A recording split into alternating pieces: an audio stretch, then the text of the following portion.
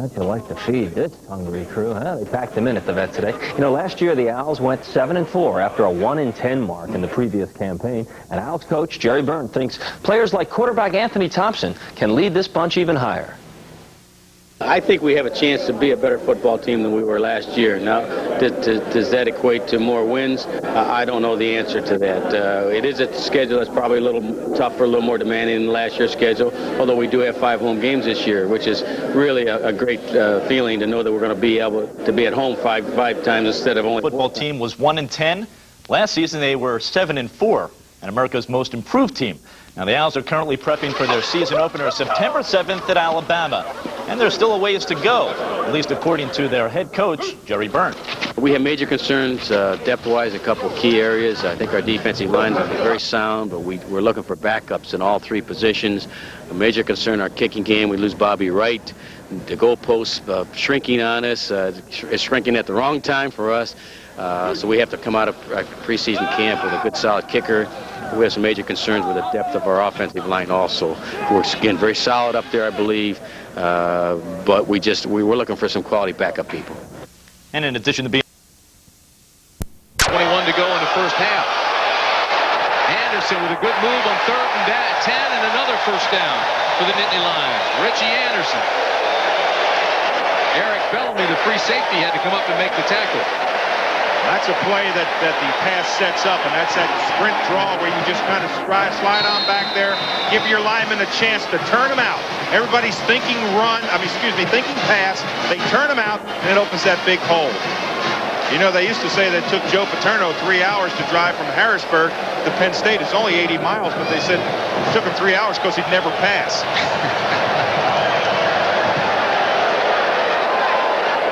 First down and 10 at the 33. Terry Smith in the reverse again. Got a blocker out front. With a nice play on the corner by Willie Clay. Anderson, Georgia Tech defense, had his ankle in ice. Underneath they go to Anderson on the screen pass. Inside the 20 to the 19-yard line. Richie Anderson.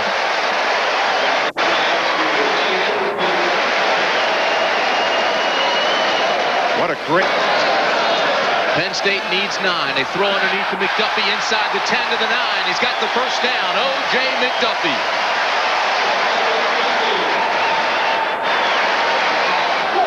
Seven 0 Penn State. They've got first and goal at the 9. Straight ahead goes Sam Gash, and he's not going to get much. There's been some great ones. Play action for Saka. Looked into the end zone. Incomplete. It was intended for Brady. Boy, that's a stat that really tells the story. 16 minutes to 6 minutes. Time of possession. A lot of times that statistic is misleading. In this case, it's not. Saka throws to the corner to Terry Smith. Touchdown, Nittany Lions.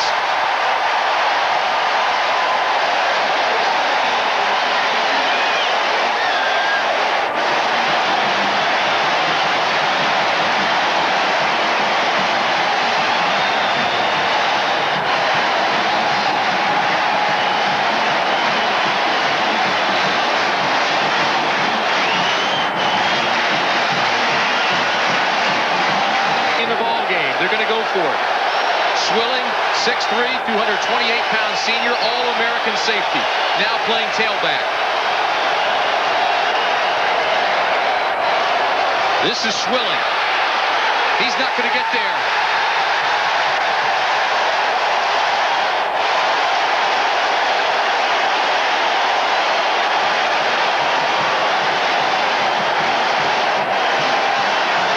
Go Gaines and Gibbons.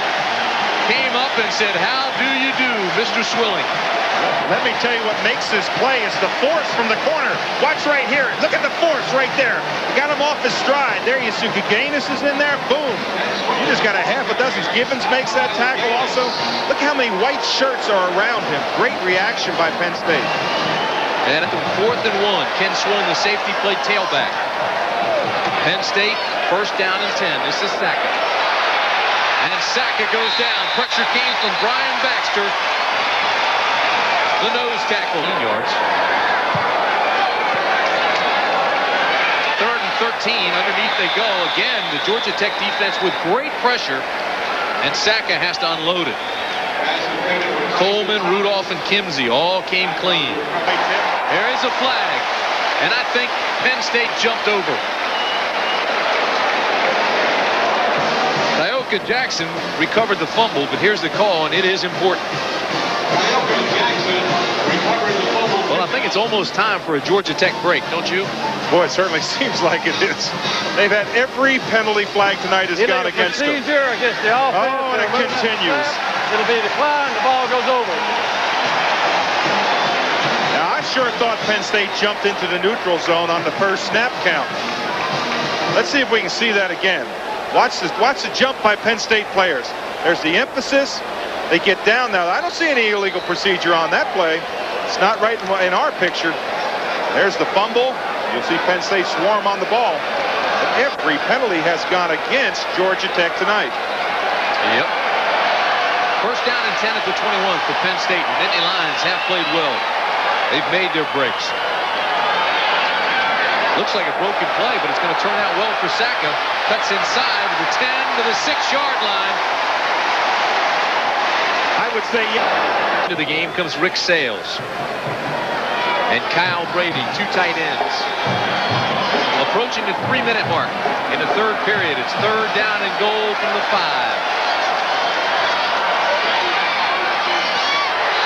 Touchdown Penn State, O.J. McDuffie.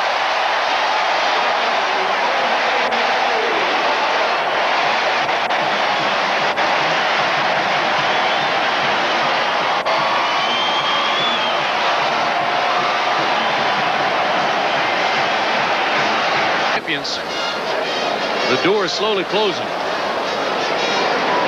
Baggett with the interception.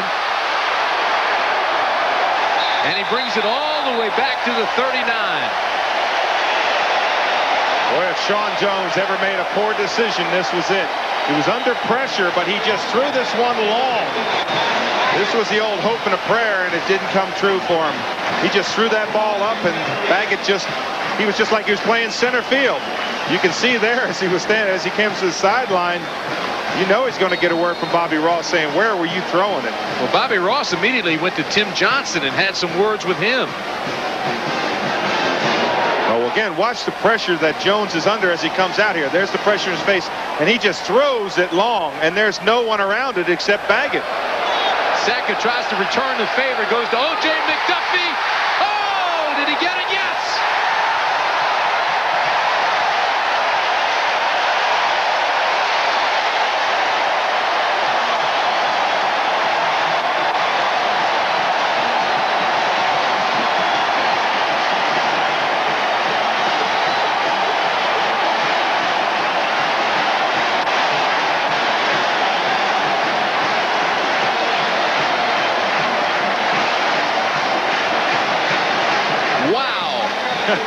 That's the best way to describe that catch.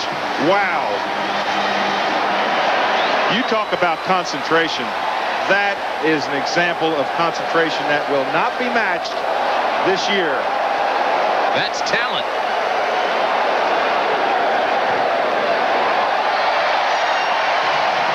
Back adds another one. First of all, McDuffie had to go way high. That's the first thing he had to do over the defender. He's against Clay. Clay's an excellent defender. Excuse me, that's Day.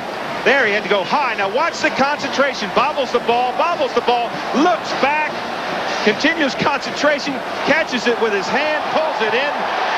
Oh! You don't want to analyze that. You want to just to admire it. Now watch this play. There's McKenzie, 99. Inside, good swat and rip up move. He's in the backfield right now. Now knocks the ball out. And watch this, get back up. The ball's going to bounce around. Again, he's going to dive back. What a play by Rich McKenzie. That's a lineman's dream to get that one. Look out. Richie Anderson. Touchdown, Penn State.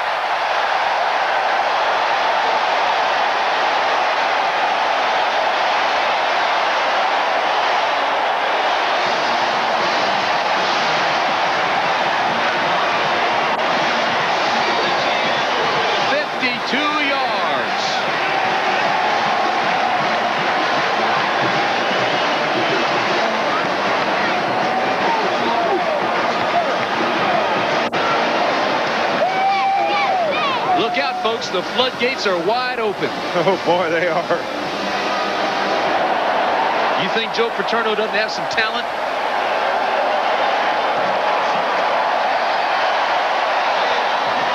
I want to tell you, Tim, there was a great block there by E.J. Sandusky, who is Jerry Sandusky's son. He's number 77 in the front of your screen. Now watch right there. They're circling out here now. He's going downfield. Great block right there. That's really what freed him up. Now Swilling misses right there. He gets blocked out of the play again. Swilling's going to come back, and he's going to miss the tackle on the 1-yard line, and he's by far their best tackler. Crazy Legs Anderson. Looks like Lydell Mitchell.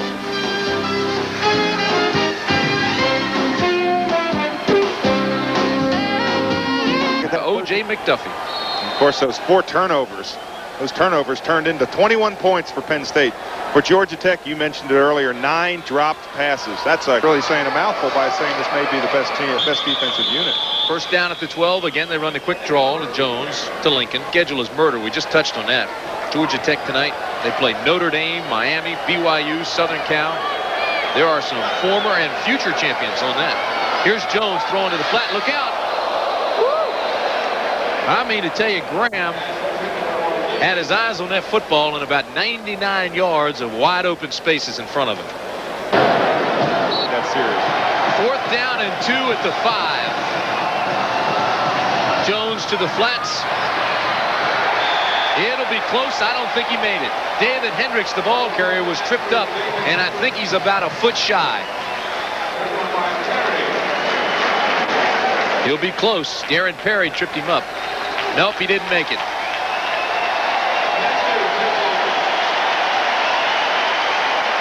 Minutes remain. It's 34-3. Penn. Last play of the game. Anderson down to the 3, and that'll do it.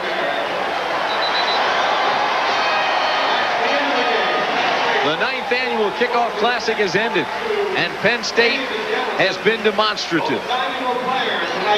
The final score, Penn State 34, Georgia Tech 20. Classic from the Meadowlands, pitted defending national champ Georgia Tech against Penn State, and this one was all Nittany Lions, 34-22. Quarterback Tony Sacca on the mark all night with 5 TD passes. Tech's 16-game unbeaten streak, history. Ron Hyde, CNN Headline Sports. Line Sports. The college football season got off to a record-setting start Wednesday night, at least for Penn State quarterback Tony Sacca. Sacca fired a school record 5 TD passes as the Nittany Lions nailed defending national champion Georgia Tech 34-22 at the Kickoff Classic at the Meadowlands. The Penn State victory ended Georgia Tech's unbeaten streak at 16. O.J. McDuffie and Terry Smith each hauled in 2 of Sacca's passes, while Richie Anderson took another Sacca pass and went the distance. But you got to have that field vision that time there. There might have been a crease back up inside that he could have run through with that big body. The arm tackles, 7.9 yards a carry. That is unbelievable. And now, taking over for an injured Ampli, it is 3rd and 3 for Florida State. Play action. Weldon looking in zone. He's going to try and run it in, and he's not going to get there. Oh, is he met head on. And leading the charge is Derwin Gray and Tony Crutchfield, but it will be a first down for Florida State. Well, I don't know. They're marking it over there about a yard short. Even a yard. The reason I thought it was a first down is the yard marker had been taken away from the sideline because the play went that way. Watch for number 22, Edgar Bennett. He's got it, and he's got the touchdown.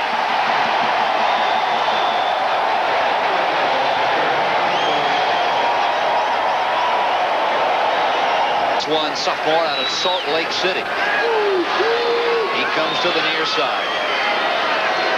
On 3rd and 11.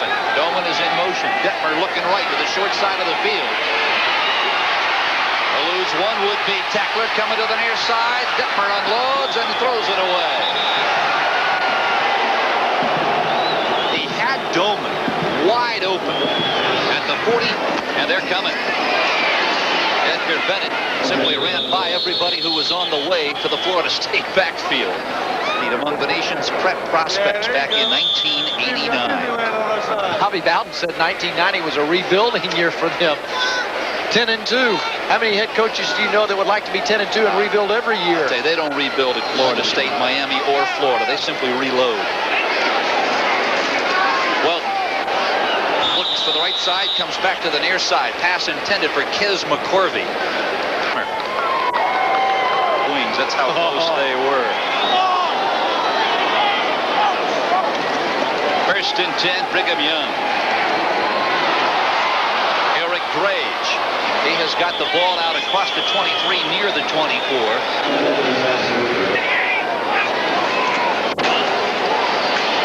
Tui Pelotu. He has a pair of touchdowns tonight. He will be short of the first down. It is now first and 25 for the Cougars.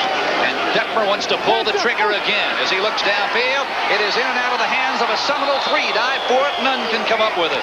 Single coverage, or that maybe is in a flat zone hookup. 13 of 26, 178 yards, 1 interception for last year's Heisman Trophy winner. It is now second and 24. Detmer from behind. No. Across the 21-yard line, dives out to the 24.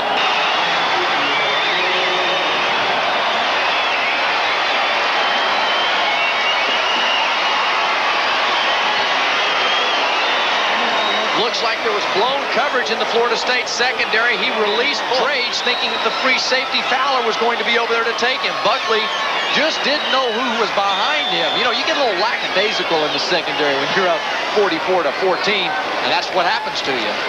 Well, certainly another element there. Brigham Young has not shown the deep threat throughout the game, so perhaps the Florida State secondary had no reason to drop those.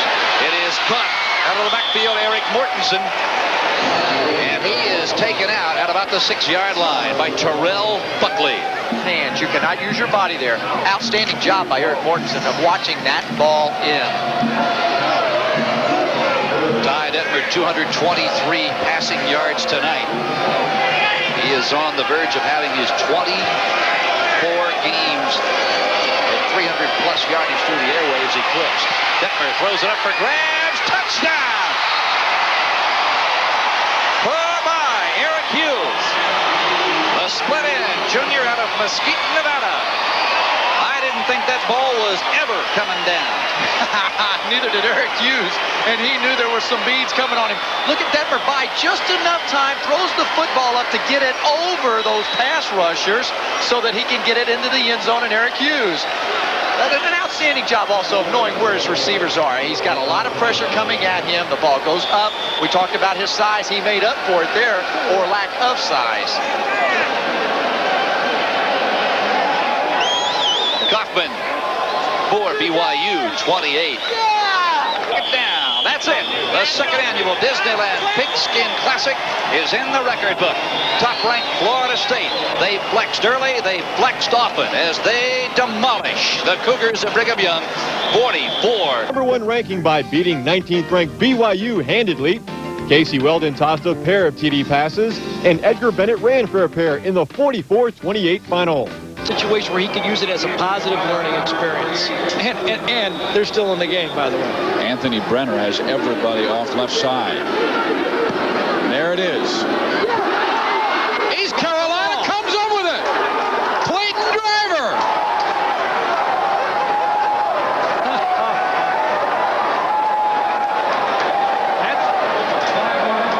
Two flags down right here, and they're still going to throw it down the field. 4 downs to make a first down. They got the clock stopped. They need 25 for a first down, though. They go inside. Ball game. There were turnovers, almost made the difference in that one as well, did it not? As we look at Alex Van Pelt, the junior from San Antonio Churchill is where he played his high school football, but to get Mike to elongate a little bit more of that, he is from this area. In fact, he grew up coming to this football stadium and cheering against Pitt. They go with the running play, and that is Jermaine Williams, who will take it to left guard for a couple. Junior.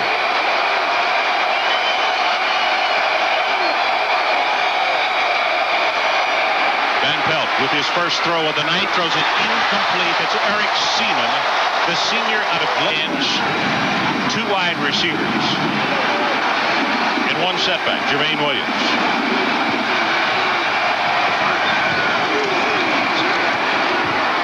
for Moore, has him at the 2-yard line, and to be stopped right there as Derek Wiley had him all the way, but Moore had a step on him. And Moore, probably the pass catcher of the tight ends, where Seeley's looked at Moore as the blocker. They brought Dave.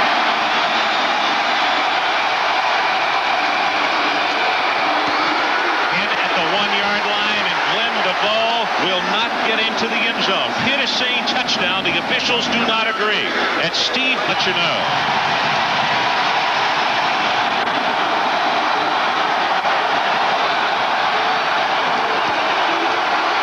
DeVoe walks in.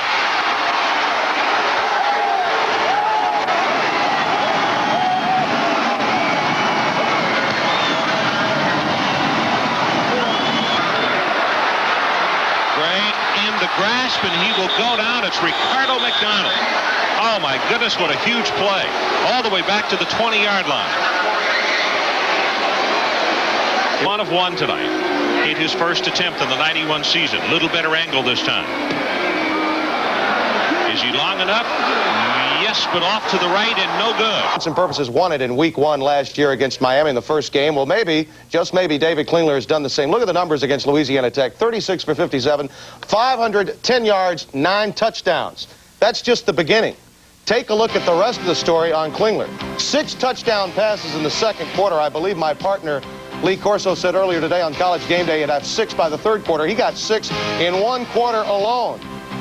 And a huge, huge day for him indeed.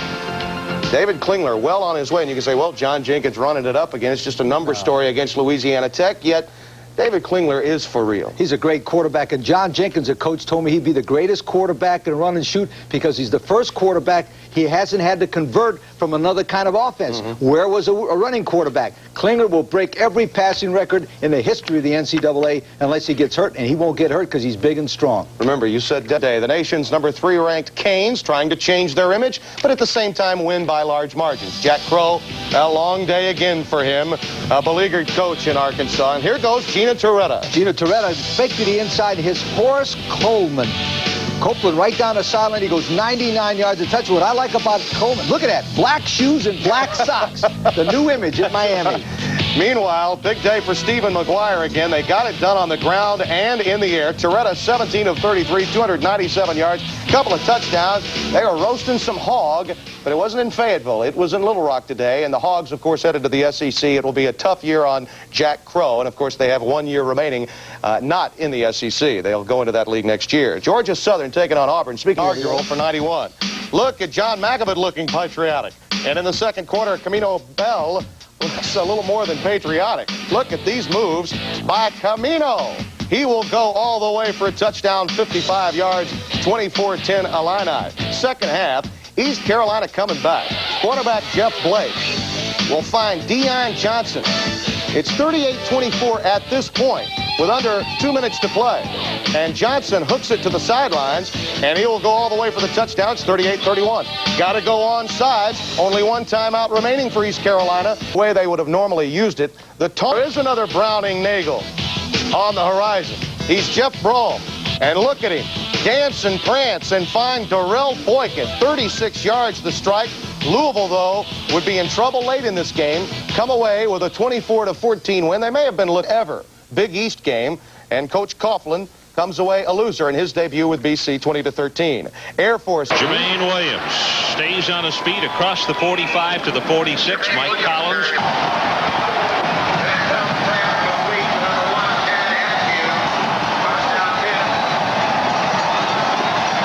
Chad Askew, the freshman from Aliquippa, 45 yards on a perfectly thrown pass by Alex Van Pelt. And all of a sudden, the Panthers making this one a rout. And we still have 2:24 in the third.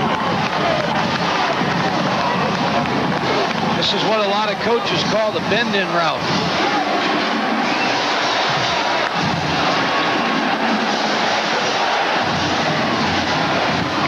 First of all, you got to credit Alex Van Pelt with a good fake, play-action fake on first down. They held the linebackers. You see the tight end clear out. Now here comes Chad Askew. Makes the play. The free safety just missed the tackle. Touchdown.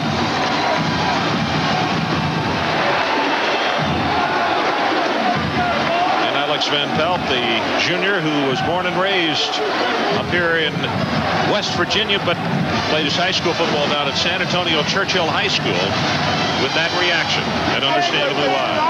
So it makes it 24-3 Pitt. And what a surprise, as West Virginia playing at home was the favorite in this one. And by the way, Pittsburgh, Sean Gilbert.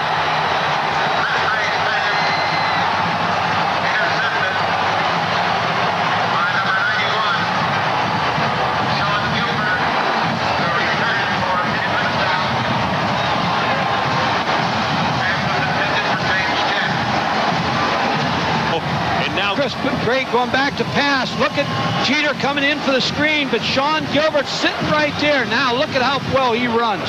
For as big as he is, 300 pounds, look at him. He was a forward in basketball and ran that court just like that. It's a happy moment for Sean Gilbert. I would love to know if he had 100-year celebration in college football for the Mountaineers, and they trail 31-3 as we open this fourth and final quarter. Gray scrambling for his life, and that one throws incomplete. Let's go to Tim Brown. Day one of college football. Look at him elude the rush from Louisiana Tech and throw one of his 6 second-quarter touchdown passes. Zips it in the flat, has it complete. Again, it's John Kappa, knocked down inbounds, and that should be the last play of the game. Down to 2, down to 1, and this one is history as Pitt has won, and won decisively over West Virginia. And Houston quarterback David Klingler picked up where he left off last season, leading the 14th-ranked Cougars to a 73-3 rout of Louisiana Tech at the Astrodome. Klingler fired 9 touchdown passes and threw for 510 yards. Klingler also connected for an NCAA record 6 touchdowns in the second quarter. The Heisman candidate threw for an NCAA record 54 TD passes last season. Number 2, Miami went into Arkansas and roughed up the Razorbacks by a 31-3 score. Quarterback Gino Torretta threw for 297 yards and 2 scores in the Hurricanes' victory. And 16th ranked. Four-man rush. Brown has time. Now he's chased. Eating up the clock and gets out of bounds with only 6 seconds left. So now if you throw the ball downfield, you have to throw it to the sideline because it trips right.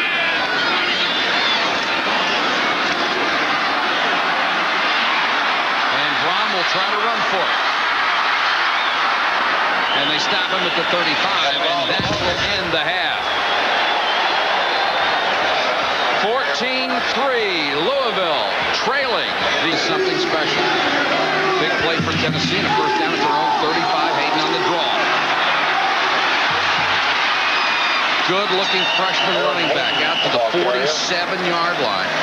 Guard, quarterback keeper, first down, Tennessee. Andy Kelly, the quarterback on the is the single setback for fullback. Kelly goes to the air again, completes this one to his tight end Mark Adams out of Virginia. Kelly draws Stewart. Room to run. Stewart inside the 5 to the goal line. Touchdown.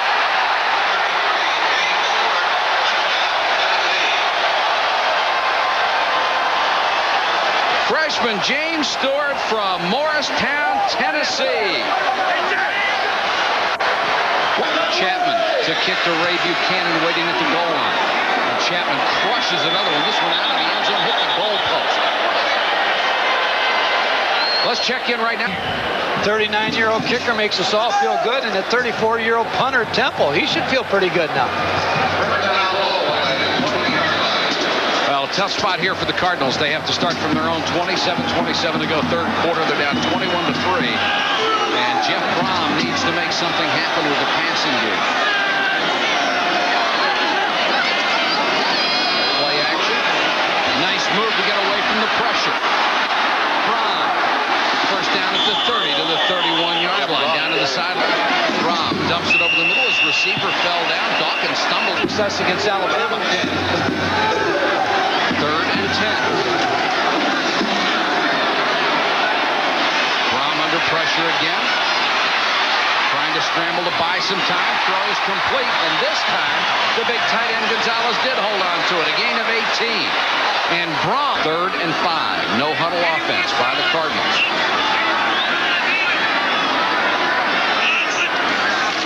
Comes the blitz. He unloads to Dawkins, slipped a tackle but couldn't stay in bounds. Would have had the first down if he had maintained his balance. Off the field's opened up, throwing the football. He's either going for it or trying to draw him off sides, and he is going. Fromm needs time. He has it. Throws deep sideline, man open, incomplete. And the reason was Carter, the best athlete on the field, came over and... Yeah, he's got E.J. McDuffie in, or E.J. Sandusky in at center as well. John Jarak is in one of the guards, so starting the substitute on the offensive line. Third down play, and Saka is back to pass. He's looking, throwing into the end zone. This one is incomplete. Pretty good coverage in the end zone on Terry Smith that time by Jocelyn Borgella. Yeah, he had good position. Four puts it down. Fayax, field goal attempt, it's up. It's long enough. It's good. So Craig Fayax hits the three-pointer, and Penn State jumps out to a 17-0 lead with 3:20. Saka has that same ability. Big, strong guy. Cincinnati gets a pretty decent pass rush on him here, but the thing that made this play happen was that he broke out of the pocket, made the defense commit, and hits LaBarca on the pass. And one of the reasons that LaBarca's in there is Tyson Thomas got injured last week in practice. So we're going to see a lot of LaBarca today. I think they look as him to a leader, even though he's only a sophomore. Troy Drayton into the game for Penn State as a receiver. Saka throwing for Drayton inside the 5-yard line. He makes the catch for a first down, a first and goal for Penn State. Troy Drayton into the game, making a catch. Fly to the near side. Anderson pushes his way right into the end zone. A 5-yard touchdown run for Richie Anderson. His first of the day. He took Scott Brown right with him into the end zone. And Penn State now up 23-0 with 11:10 to play in the first half. Well, that was all. Came from Eric Ravati and Rich McKenzie. You can see 99 and 94 chasing Stofa into the end zone. So it's 20. Often with that quick hitch. Total yards show the score, 26-0. That's one of the reasons why Penn State's leading by 26 points by the total yardage that they've been able to accomplish. 2nd and 10 from the 47. Saka to pass from his own 40. Hits McDuffie at the 45-yard line where he steps out of bounds. Jerry Collins put his head down, got close to the 13-yard line. Jonathan Saka from the 20-yard line, throwing a touchdown pass for Kyle Brady. Brady with a touchdown reception of 12, and it's 32-0 favor Penn State. Well, there are some flags on the play also, but I think you're going to see that it would be interference against Cincinnati. The coverage. Cincinnati had blitzed on the play, and Kyle was locked up in man-to-man coverage. Just beat the man that was covering him, number 45, and makes a great catch on the football. So Patrick John.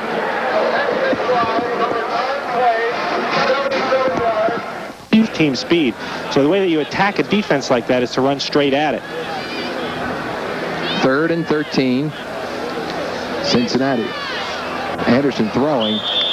He had 2 receivers in the vicinity. It looked like he was trying to get it to number 5, Marlon Pierce, the split end who was cutting over. Chris. On hand in Piscataway for the ceremonial coin toss as Rutgers kicks off to Boston College to begin the first ever season of Big East football.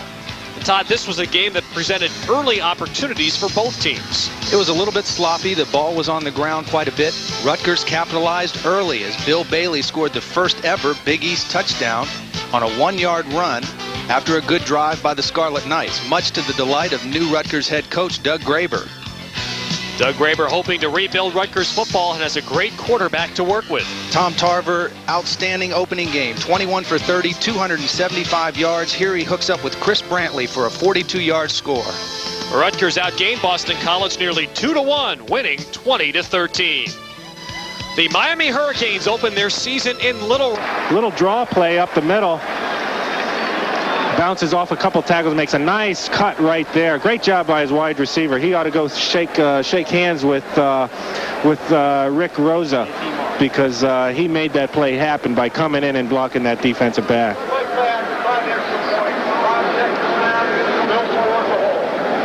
Fayak on to attempt his 5th point after. And he's perfect once again. 40-0 Penn State over Cincinnati with 3:07 left to play in the first half. made. 2 of them were to Campbell. The only 2 catches Campbell made.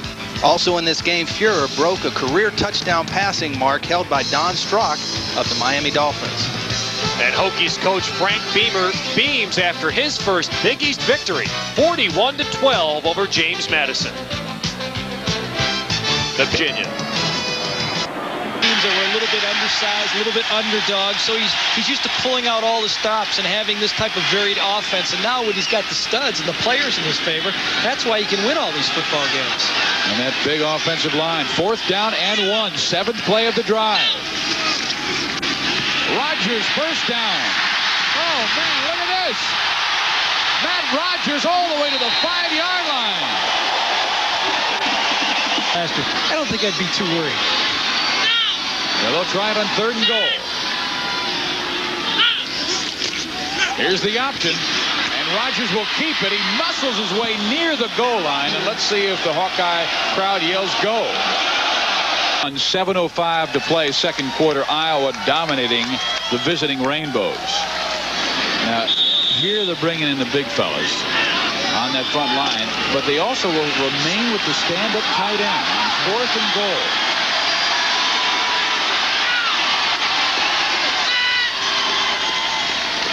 Lampkin in motion. They try the middle, and there it is, the touchdown from Lou Montgomery.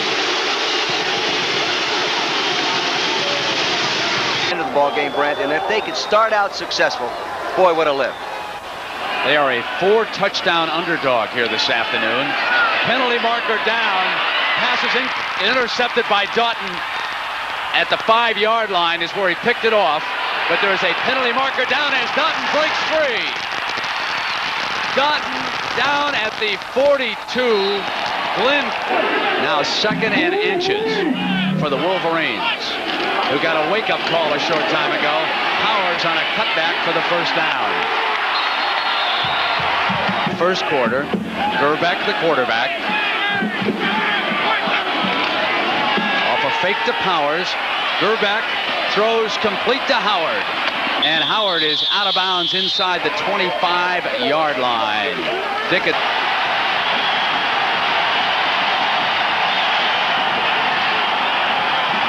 Gerbeck changes up at the line. It's a goal line almost defensively. Powers cuts back, busts out of the first hitter was McManus. He spun away, and it's going to depend air short. They did not get it. Oh, McManus, number 53, stood tall again in the middle of that defense. Well, McManus receivers, 2 to Foley's left. Almost the touchdown formation as Foley goes back under heavy pressure. Gets it off to the safety valve. He overthrew Chimura. Incomplete. To go quickly with the football, scramble back, tried to lay it up to the left side. He's going to put it up again on first down. They're able to throw against his secondary. That time his wide receiver Cannon was double covered. He threw it out of bounds. Well, I'll tell you, that was Glenn Foley firing complete. And that goes to Pete Mitchell, number 82, the other tight end, with Mark Chimura back there. Mitchell figure BC. Off a fake. Here's Foley rolling right. And he hits incomplete. Too low to Mitchell, and it's incomplete. You just joined us now. Boston College with a 7-point lead against a sputtering Michigan team here in the first quarter. This is Green, daylight to the left, and a good defensive play that time by David Ritter. Number 29 stayed right with him. in the football. He'll come off the line to the right. There are 3 wide receivers. Foley looking in his direction, going to throw deeper and incomplete. Chimura was open. The problem was he did not have first down yardage. They were using him to... Oh, there's the field goal attempt, and it's good. A 3-pointer for Sean Wright. A 34-yard field goal to pass. And he finds a wide open receiver, Rob Graff. First down, tempo up to the 48. That time, maybe putting it up a little more often.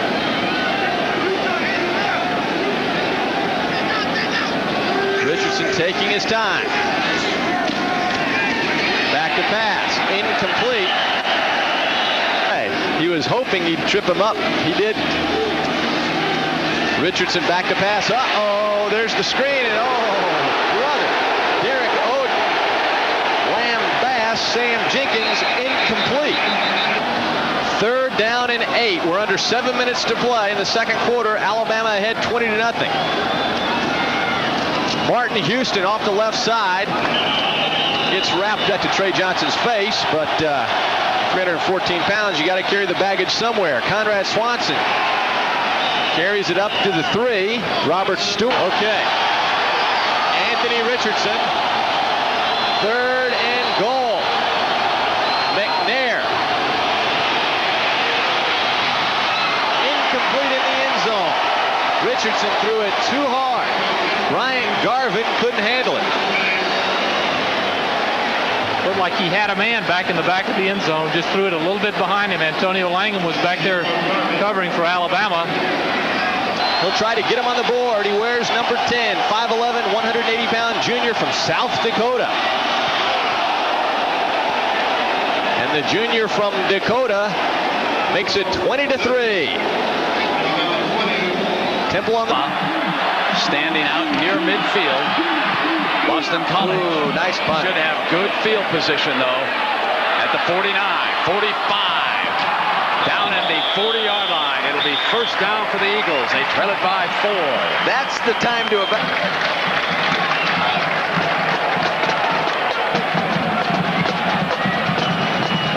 play zone and get him the underneath. I think I'd play him some tight and get after him. Now, DiNucci came in very late into this formation. Everybody out. Incomplete. Shimura doesn't hold on at the 30. 3rd and 7 for Boston College. They trail Michigan by 4. They were a 24-point underdog. Foley rolling to his left. Buys time. First down, Boston College. Keith Miller. Again on 1st and 10. I dropped it. Incomplete. Just got the ball in front of Michael Campbell. Blocked or come out as a pass receiver yet. 2nd and 10, and here he is. Right up the middle. He breaks free. That's why he carries the ball every time. 1st and goal at the Michigan 9-yard line. Boston College down by 4. Foley in a diving catch at the 5-yard line, incomplete. He was juggling the ball as he hit the carpet. Doughton, 2 tight ends, Chimura and Mitchell. 2 wide receivers to the right of Foley. And here's Shirley into the middle. A bone-crunching run to the 5. And it'll go. The decision Coughlin's going to make will depend on where they get it here on 3rd down. Womack is split to the right.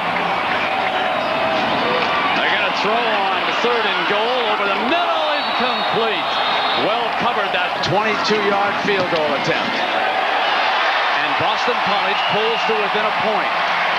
He matched that feat today, but they came awfully close en route to steamrolling Cincinnati 81-0 in the season home opener at Beaver Stadium. Freshman running back J.T. Morris scored on runs of 57 and 53 yards today. Check out the youngster here as he goes all the way. Nittany Lions on top after this run, 40-0. Meanwhile, big day for quarterback Tony Sacca. Last week, 5 touchdown passes. Today, 2 more, both to number 81 Carl Brady. This one from 25 yards out as Brady does, well, he does a lot of the work here inside the 5-yard line himself. That's good for a touchdown. Joe Paterno certainly did have to use a lot of his reserves today. He doesn't like to run up the score. And John Sacca, the brother of Tony Sacca, gets some action too, and he'll go all the way on this one. Trust me, folks, 75 yards, 81-0. Meanwhile, rough opener for the Temple Owls in Birmingham, Alabama today after falling to the Crimson Tide 41-3. Bama quarterback Danny Woodson got things going early after taking this one 85 yards. Bama on top in the first quarter, 7-0. Running back Sirhan Stacy had quite a day, too, picking up 95 yards on 18 carries here with a short 7-yard run. He had 2 of those on the day and also threw a touchdown. But the night belonged to Chris Anderson, who set the school record for the longest run from scrimmage in Alabama history. He's got the wheels. He goes all the way, 95 yards, and so does Crimson Tide, 41-3. And in Orono, Maine, this afternoon, Villanova's Wildcats open the Yankee Conference season with a huge 48-7 win over Maine. Pat Kennedy with a 100-yard rushing day as number 27 picks up 53 of those yards here en route to the end zone. Nobody could bring him down. 7-0 Nova, and they win it by a final of 48-7. Tommy Colombo, the little quarterback, had quite a day too. 20 of 33 for 263 yards passing, and that long touchdown pass there. Well, actually, it was supposed to be a touchdown pass.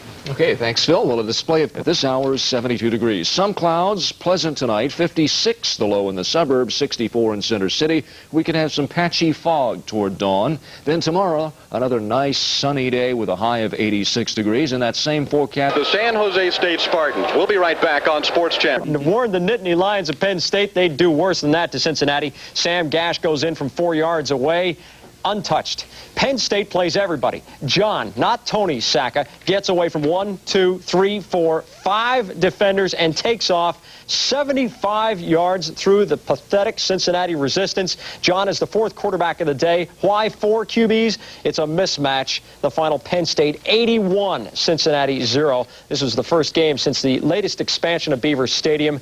It was a school record 94,000 there, but not capacity, snapping the streak of sellouts at 77 games. The Nittany Lions had 484 yards rushing on the afternoon. No Joe Paterno team has ever scored more points in a game. It was the worst blowout for Penn State, or the biggest one anyway, since an 82-0 win over Susquehanna in 1926. No Paterno team has had such a run-up in about 20 years, and as if they've been saving it up, today's skunking out distances those blowouts of old by more than 2 touchdowns.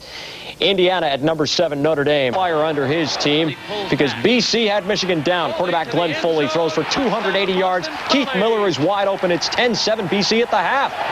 So Desmond Howard turns to Derek Alexander and says, time to turn it on. This is the kickoff to begin the second half. Howard takes it at the 7. Makes a nifty shift through traffic, opens the throttle full. One man to beat, beaten. Desmond Howard goes 93 yards to put the Wolverines ahead for good. A tough debut for Coach Tom Coughlin at BC. 4 TDs for Howard. Number 2 Michigan comes back to romp 35-13. This game was a lot closer than the score may indicate. Michigan put 21 points on the board in the final 8 minutes of the game. Glenn on Saturday night in a home rout of Tulane. Bobby Bowden's Florida State Seminoles smashed the Green Wave 38-11. Casey Weldon tossed 3 TD passes, and Warren Hart caught 3 TD passes. Third-ranked Michigan stumbled early, trailing 10-7 at half to Boston College, but it all changed in the second half. Desmond Howard scored 4 TDs on the day, including a 93-yard kickoff return after intermission, as the Wolverines ran away late, 35-13. Penn State pummeled Cincinnati 81-0, Joe Paterno's biggest win margin-wise in his 25 years at the helm. Tony Sacca had 2 touchdown passes, just a quarter and a half of work. 5th-rated Florida got 5 touchdown passes from Shane Matthews and racked up almost 500 yards in total offense in a 59-21 demolition of visiting San Jose State. Notre Dame's Rick Meyer and Demetrius DeBose may have had some off-the-field problems recently, but they posed on-the-field problems for Indiana on Saturday. Meyer ran for 3 scores and threw for another, while DeBose picked off a pass and ran it back for 6 as the 7th-ranked Irish pounded the Hoosiers 49-27. Number 10 Colorado won its season opener with a 30-13 victory over Wyoming. Quarterback Darian Hagan ran for a score and teamed with Mark Henry on another in the Buffalo's triumph. In Columbus, number 22 Ohio State rolled to a 38-14 win over Arizona. Butler Bonodi ran for 189 yards in his first collegiate start. In place of Robert Smith, who quit the team, the Buckeyes piled up 325 yards on the ground. 4th-ranked Washington whipped Stanford and Palo Alto. Clemson a 34-0 winner. Jackie Sherrill's Mississippi State Bulldogs surprised Texas. Nebraska smoked Utah State. Matt Rogers 2 TD passes and Iowa's runaway. Saran Stacy ran for 2, threw for 1 as the Tide rolled. UCLA over BYU at the Rose Bowl. Syracuse by 27. Baylor over UTEP. Monica Seles 23 UCLA. It's 20-10 for the Bruins at halftime. Ty Detmer has become the number 1 passer in NCAA history, but by the way, he is 0-3 since winning the first quarter. He's faced some other challenges. 1989, he had to come in because of an injury situation and leave this ball club, and did. McGuire gets a nice block on the outside. Got out of bounds. Late hit. Flag.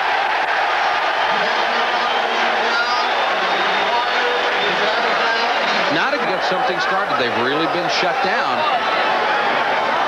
That's the end of the quarter. Miami leads Houston 14-0.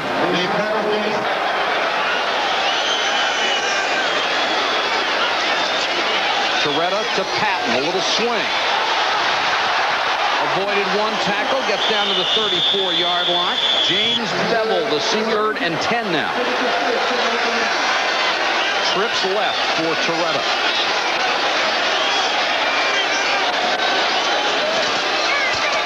Has time to throw. Deep sideline, Williams. To the 10-5, touchdown.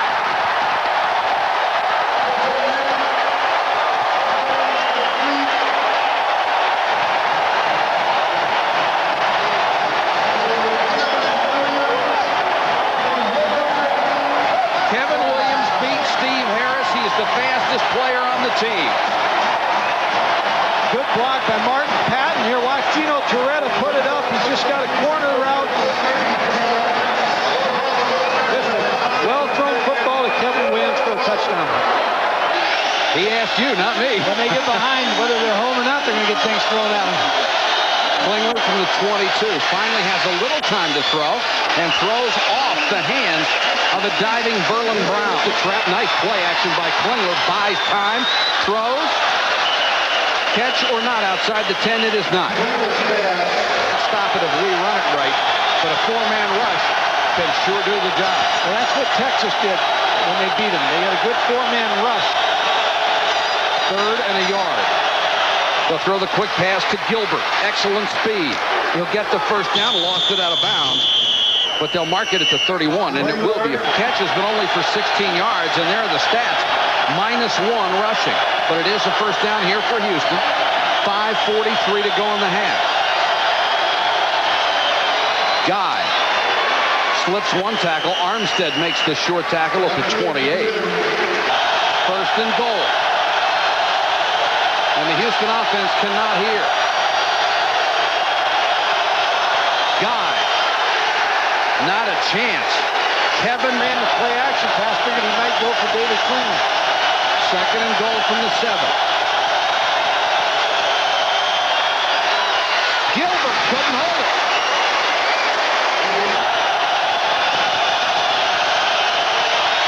Klingler in front, got away, throws. What a play by Klingler. He just threw that one into the seats to avoid the sack.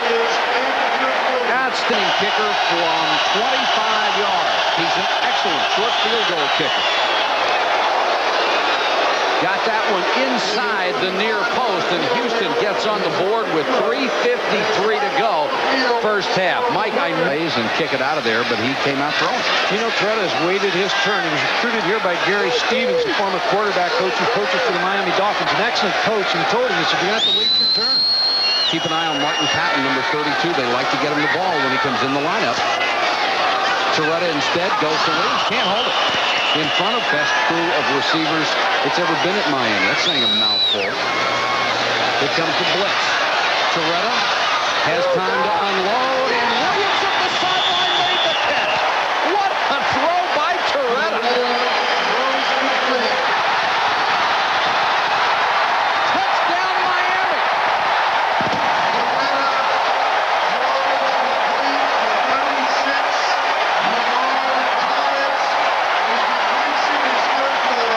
Jerry Parks beaten by 2 steps, and Torretta threw it perfectly. A 71-yard touchdown. Remember what I said earlier, they were giving them good cushions, and they were throwing them the quick route. What Lamar Thomas did that time was stopped at 5 yards, quick hitch, the pump fake. Jerry Parks bid on it. Lamar Thomas went right by him. If you're going to be successful against the blitz, the back has to be able to pick up. Here he picks up Lorenzo Dixon. Good block. Keeps Gino Torretta, gives him the time enough to run the takeoff route. Here you see another angle. There's the key block. Gino Torretta has all night to throw that football.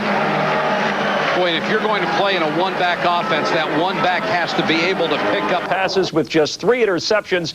But tonight, the ultimate test. Second-ranked Miami at the Orange Bowl, where the Canes have the longest running home winning streak. Miami trying to make it 39 straight. And Klingler spent most of the night watching Miami's passing game. First quarter, Gino Torretta with the arcing toss to Lamar Thomas. That made it 14-0 in a hurry. Second quarter, Torretta looking for Kevin Williams and connects, and then he's happening. 33 yards in. It's 30-3 Canes at the half. And what happened to Klingler? Well, the offensive line overmatched. Houston had trouble as Klingler didn't even have time to step back. Miami's coverage and pressure on Klingler, forcing him out of the pocket, running around as he is nailed again. Miami's offense looked unstoppable as Klingler, 33 yards in. It's 30-3 Canes at the half. And what happened to Klingler? Well, the offensive line overmatched. Houston had trouble as Klingler didn't even have time to step back. Miami's coverage and pressure on Klingler, forcing him out of the pocket, running around as he is nailed again. Miami's offense looked unstoppable as The ball is in the hands of Kevin Williams, who goes 51 yards. And no taunting, but they may have had a celebration rule against Miami. They went crazy in the Orange Bowl as Houston and Klingler take a beating, although he did toss the touchdown. 10 and 89 to 7 and 4 in 1990. Leading the charge, third-year coach Jerry Burnt, who saw his team handle Pitt for the 4th time in 7 seasons. It was a career game for quarterback Anthony Richardson, who riddled the Panther defense on that Saturday a year ago. The Temple defense shut down Pitt as well. Tony Schmitz picked off 2 passes in the Owls' 28-18 victory. It happened right here in Pitt Stadium. For the Owls, it was the key to a very successful season. For Pitt, it was the lowest point of the year.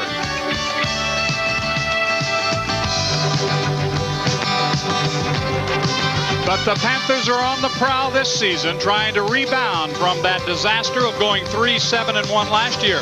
Coach Paul Hackett has survived an offseason of distractions and player defections to get his team off to a 2-0 start and into the top 25.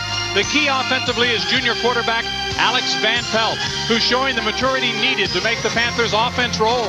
69 points in the first 2 games. The biggest plays have come from a revitalized defense and special teams, spearheaded by 5th-year senior Steve Israel, who grabbed the Big East Defensive Player of the Week honors, making it 2 in a row for Pitt. Today, the Panthers shoot for win number 3 in a row. Stay tuned. It's the Big East Game of the Week. Temple and Pitt coming up next. It's our Big East Television Network Game of the Week. The Owls of Temple and the Panthers of Pitt. A very pleasant good afternoon from Pittsburgh. I'm John Sanders. There are a lot of smiles both in Alabama and here. Todd Blackledge. And Todd, I know it's early in the season, but it's not too early for at least one of our coaches to put the word huge in front of this game. Well, Paul Hackett called it just that, and he told his team this week, hey, this is a big game for one very simple reason. They came in here last year into our stadium and beat us very badly on the scoreboard and physically. And for Temple, it's a big game because they didn't do anything very well last week against Alabama. Jerry Burnt stressed fundamentals, getting back to basics this week. He's hoping for a better performance out of his team. And it changes the formation. 2 wide receivers are split to the right. McNair and Swanson are split. It's a passing formation. A pump fake by Thompson. He'll try to run. Being pushed outside. Finally gets the pass away, complete for a first down. Inside the 25, down inside the 20-yard line. Sam Jenkins, who was a tailback last week, had to be moved out to the wide receiver spot, finally brought down by Tom Barton. All 12 yards on one play. Right, he's mature. That's what that is. That's a sign of maturity. He knows I can dump it off to the back, get 5. Dump it to the tight end, get 6. Don't have to get it all back at once. Williams is going to get about 5 or 6 after it looked like he was stopped in the backfield. Swift-Burt. Ball is just inside the 50. Some pressure this time, and because of the pressure, the pass for DeVoe is incomplete. Gary down, 3 wide receivers left, and coming back again on that counter trap down to the 26-yard line, and maybe just short of a first down, is Williams. Swift getting better each year, and that's what Coach Paul Hackett expected him to do. He's on his way to a great year this year, and he's in some very good company right there. And Alex stick his nose in there and check out this measurement as Pitt is looking for what looks like a run set and throw the football and vice versa. They do have DeVoe as the lone setback. Moore in the slot is a tight end. There are 3 of them in. He leads the blocking. The hit comes as he crosses the 25 to the 24. Alfonso Taylor made the hit on him, but it is a first down for Pitt. He's carried 3 times for 11 yards in the early going. This time, great fake. Pumping and moving down, diving across the 15 to the 14 was Van Pelt. Looked like a beauty. Williams becomes the setback. Moore, there's the motion man. Williams spins, but he'll get nothing as he is wrapped up quickly. Kevin Garrett. Moore and Seaman, the tight ends, are split to the right. The wide receivers are split to the left. That's the formation. Van Pelt drops it off to the tight end at the 5. Forcing his way forward is Seaman near the 3-yard line. Eric Seaman, a very that's Markle, the running backs. DeVoe tries the right side. Touchdown, Pitt.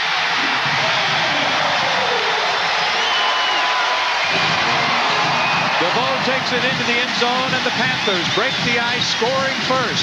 A 36-yard march, the key, the turnover, the interception.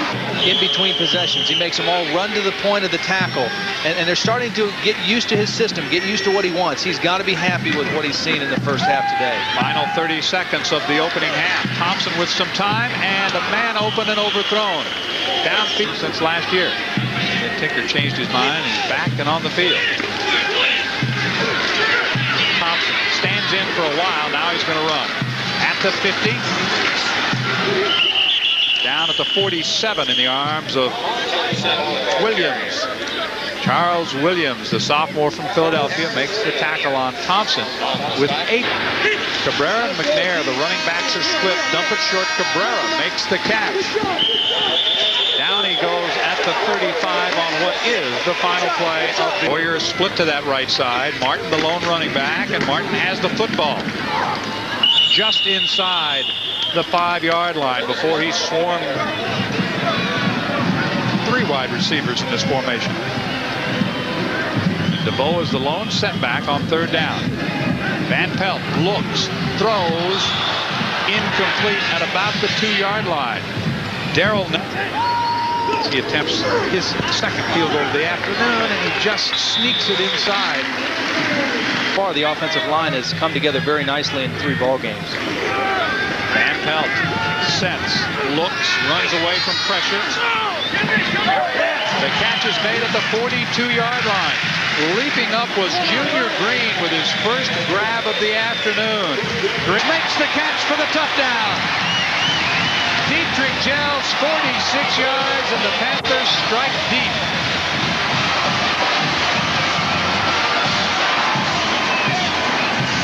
Van Pelt is waiting to see if this interference call is going to be against the offense or the defense. He doesn't know right now. Gels thinks it was defensive interference, thinks he has a touchdown. Again, to the freshman, Dietrich Gels from Erie, Pennsylvania. You see the pushing that was going on with Crespina. He did everything he could, and Gels still caught the ball. Was a players shaken up. Carter and Robert Lewis went off on the last series. Maddox, more time to throw, missed his receiver. Streaking down the sideline was running back Ricky Davis. His dad showing leads. 2nd down 10. They're going to run right side. Davis following the blocker well out across the 20 to the 12. And Kelly knifed it in there. Good catch by Pickens, who would rather catch the ball going to the outside. I just get that feeling. Of course, if I was a wide receiver, I'd rather do that too. They can't punish you out there. On the 1st down, Kelly looks right, throws left, complete to Mark Adams, the tight end, near midfield. Gain of about 9. Arnold a yard short of the 1st down, 4th down, and 1.5 for the 1st down, and 2.5 for the touchdown. And we've got a timeout down on the field. That'll stop the clock with 3:03. And this ball game for UCLA is down to this play.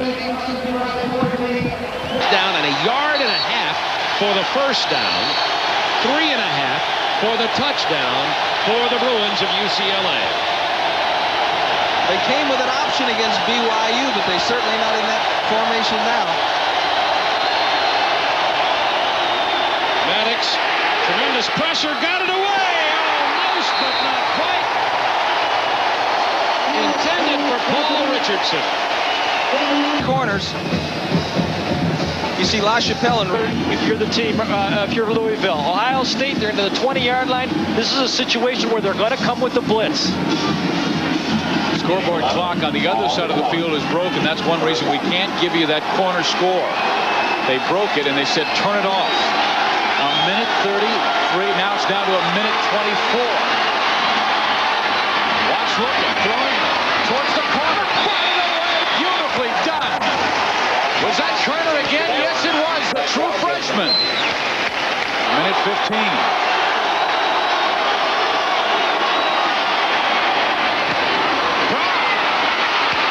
Inside the 12-yard line.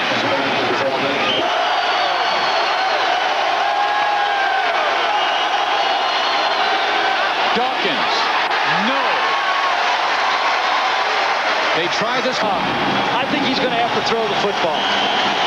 Yeah, he needs a good 2 yards. Yes. There's Jeff Braun, last week's starter. Dawkins into the flat. 4th down.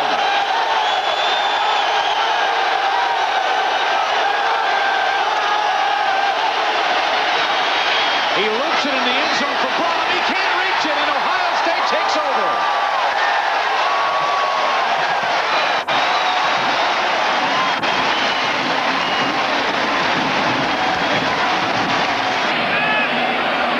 At the Notre Dame 37-yard line. And Wheatley took on Bursich that time before his brother Smith is off to Gerbeck's right. Gerbeck has been moving the chains on third down. Has protection and throws, but that one is short to Ellison. Let's see where he spotted it. They gave Michigan a real good spot. They gave him a Michigan spot on that one. Whoa, did they give him a good spot? 4 of 6 on these third downs. Smith going in motion. Gerbeck has another one. This is Leggett, the fullback. He's to the 12-yard line, and at 1st and 10, DeBose making the stop for the Irish. He's audibling. Powers, touchdown, Michigan.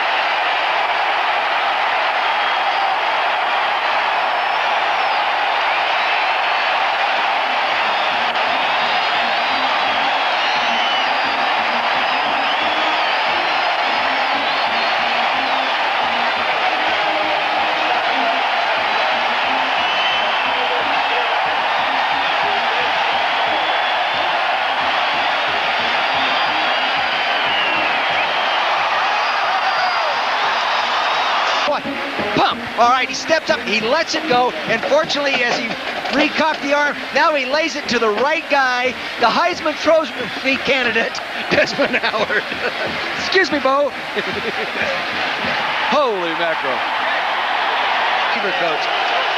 Thanks for the opportunity. No, you got it wrong. He said, Bo, I want your vote. Meyer on the roll, fires. And that was Smith, Tony Smith. But I mentioned 2 games. Set the screen pass, and Bettis on that far side was out of bounds. Notre Dame lobs one, deflected again, and incomplete. There were 2 Notre Dame receivers there.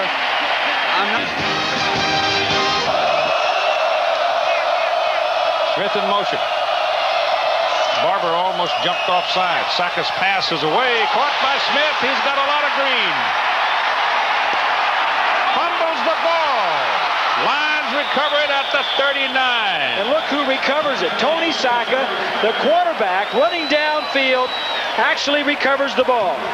Here, I think Perry, what top of your screen is the man that's going to intercept it.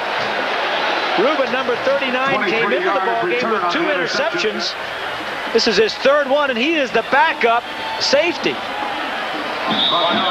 And so Penn State off the 22-yard line with Richie Anderson, the lone remaining back. He's the bigger of the tailbacks. He's been very quiet tonight. Has the ball here, cuts it up the middle, shakes a couple of tackles. And Richie booms ahead to the 36 and a 1st down for the Lions. Conservative. It works. No question about it. Saka, long throw to the sidelines, incomplete.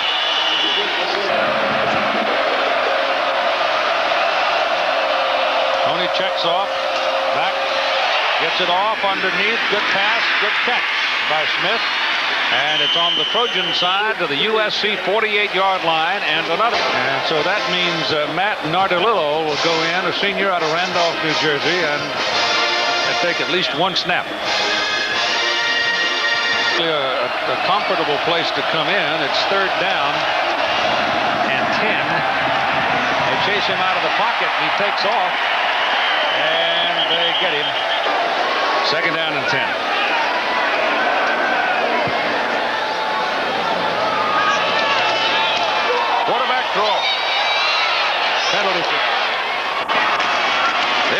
is Creighton. Have a habit of getting pretty exciting, especially the last few minutes. Perry rolls it out, looking and looking and looking, and now finally throws it complete. Caught by... All right, there's your turnover. Creighton lost the ball, and Rubin, who has 2 interceptions, comes up with the ball. So he is having a super night for the defense. So the Trojans turn it over on their own 44-yard line. Has the ball all right. Ball is out. Yeah, absolute fumble. Yeah, no question about it. Yeah. Now, what does Penn State do with the turnover? Let's see. Second sets him up out of the I formation. Pitch it to Anderson. Hole left side. If he'd gone to the first down, Penn State ball just inside the Southern California 25. 14-7. Blitz coming. They pick it up. Richie Anderson going to the outside. And gets back at tailback for the Lions. Coming blitz again. And that little pass popped inside to Troy Drayton for his first. Last time. See what they do this time. Nope, don't blitz. They drop. Coverage. Saka has a lot of time and throws high. Incomplete. Smith was the man in the neighborhood. From 42 in the first quarter. This one is up, and this one in the end somehow or other. I don't think you're going to walk in the middle. No, not up the middle, you're not. Nope. Here comes Perry. He's got room. He's got a touchdown. Eagles-Phoenix game. Turnovers, turnovers, turnovers. Nittany Lions with 6 of them in the result. Well, a 21-10 loss. Trojans got on the board early as Randy Perry found Yanni Johnson from 7 yards out. And Johnson does the rest to make it 7-0 USC. Tony Saka, though, in his defense, spent a better part of his game on his back. Southern Cal defense in his face all night long. Shades of Jim McMahon. Saka, however, got the time he needed here to hook up with Terry Smith in the corner of the end zone for the touchdown. We're tied at 7-all. But another Penn State turnover results in yet another Trojan touchdown. This time a 1-yard plunge by Dean Stroh, the 14-7 Southern Cal at the half. Then with the score 14-10 USC in the fourth quarter, Trojans convert yet another turnover. Randy Perry on the keeper. No one's going to get him here. 21-10 Southern Cal in the upset. And another rough afternoon for Temple today is 24th-ranked Pittsburgh up their record at 3-0 by beating the Owls 26-7. Panther quarterback Alex Van Pelt, 14 of 22 for 207 yards and a pair of touchdowns. That one there, 46 yards, as 24th-ranked Pitt beats Temple 26-7. And in Lewisburg, Pennsylvania today, it was the Big V, Villanova, stampeding the Bison of Bucknell 40-0. Number 27, Pat Kennedy, with touchdown runs of 3, 6, and 8 yards. Nova with 489 total yards in offense, and 28 of those yards coming on this touchdown run by Jeff Johnson. Villanova 40, Bucknell nothing. Nova now 2-0. Checking other local college scores, Delaware a winner. Today, 3rd-ranked Michigan, 24-14 victors over 7th-ranked Notre Dame. The story of the day, that young man right there, Desmond Howard, a pair of touchdowns, including that 25-yarder. That in the fourth, and one situation late in the fourth, Michigan upsets Notre Dame, actually gets by Notre Dame 24-14. Let's check out some of the other top. Desmond Howard scored on a 29-yard reverse and a spectacular 25-yard diving catch as 4th-ranked Michigan snapped a 4-game skid to number 6 Notre Dame 24-14. Southern Cal pulled the upset on 5th-ranked Penn State. Reggie Perry ran for a score and threw for one as the Trojans redeemed a Labor Day loss to Memphis State 21-10. In a key SEC matchup, 7th-ranked Florida exploded in the second half behind 3 Shane Matthews TD passes to beat up on Bama, topping the 16th-rated Tide 35-zip. The shocker of the day occurred in East Lansing, where Billy Smith's TD helped Central Michigan roll to a 20-3 upset of 19th-ranked Michigan State. Western Michigan wasn't as lucky, losing big to top-ranked Florida State. Oklahoma also won big. Tennessee topped UCLA. A final-minute field goal lifted Baylor by Colorado.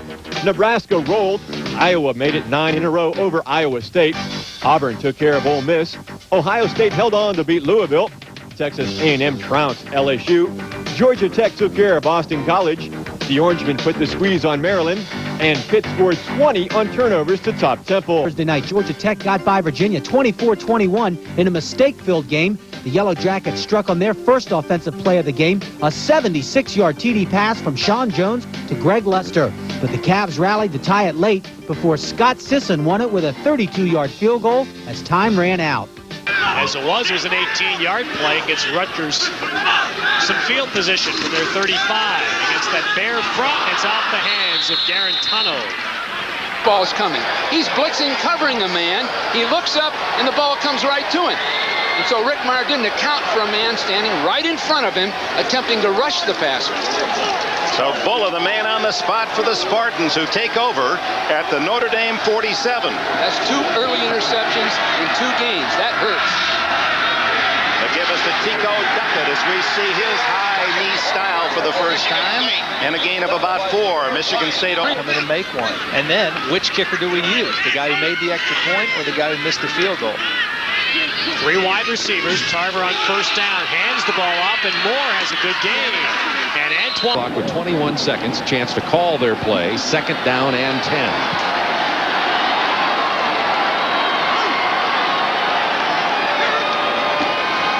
They're going to hand it off to Turner right up the middle.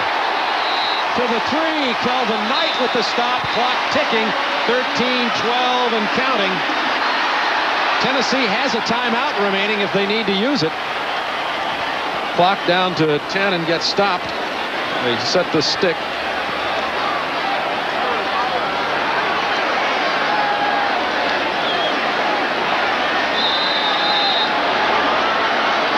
And Kelly again throws the ball down here to stop the clock. Stewart sent him airborne last week.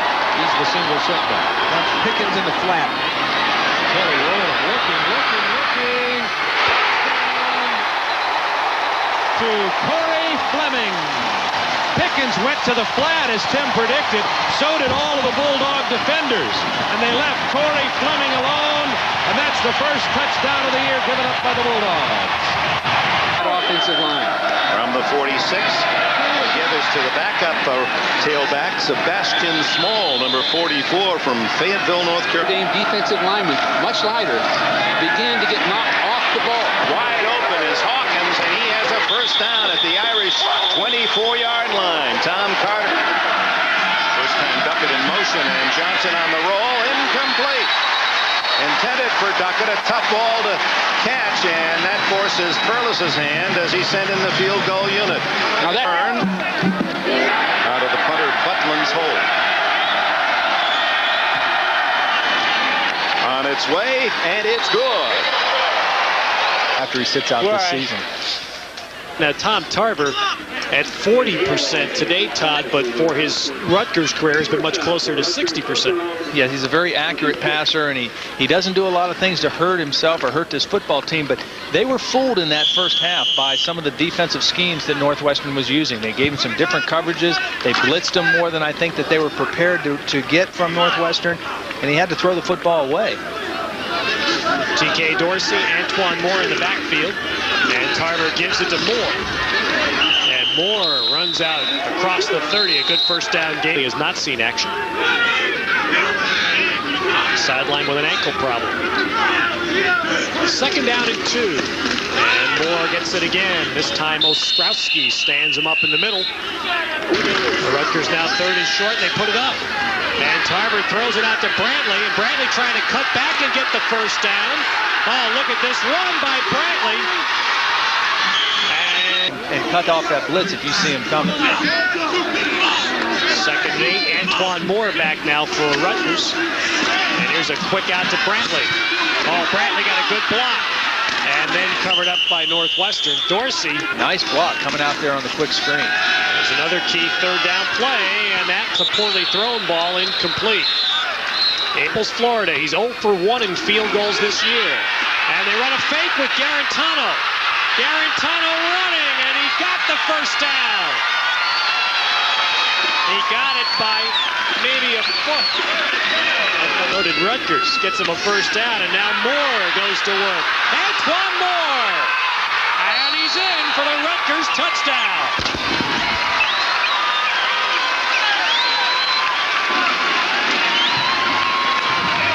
backfield behind Meyer. Tony Brooks and Reggie Brooks, the Brooks brothers, here on 3rd down and about 7. Tony stays in the backfield. Reggie, who scored the Irish touchdown, slotted right. It's to Tony. They're standing here at Rutgers. 4th down and 3. Williams lines up in the shotgun. 6 defensive backs for Rutgers. Williams running, brought down, short of the 1st down. Rutgers holds. Sean Williams made the tackle. Watch Gary Melton on the kickoff return, because Northwestern had taken a lead in the ball game, but Melton gathers the kickoff at the 4-yard line. Goes right up the middle, breaks a couple of tackles, explodes. The kicker's not going to stop him. Melton outruns everybody, 96 yards for the touchdown, and Rutgers jumps back in front of Northwestern after trailing. It is now a final. The Scarlet and those 3 down linemen, they don't want to change anything that they've been doing this whole game, but it's worked. Pickens back in there, 4 wideouts for Tennessee. They give it to Phillips. Look at him go, tackles. They drag him down at the 20th and that tailback. He's the single setback. Pickens in motion. In the flat. Kelly under pressure. Touchdown, Mark Adams.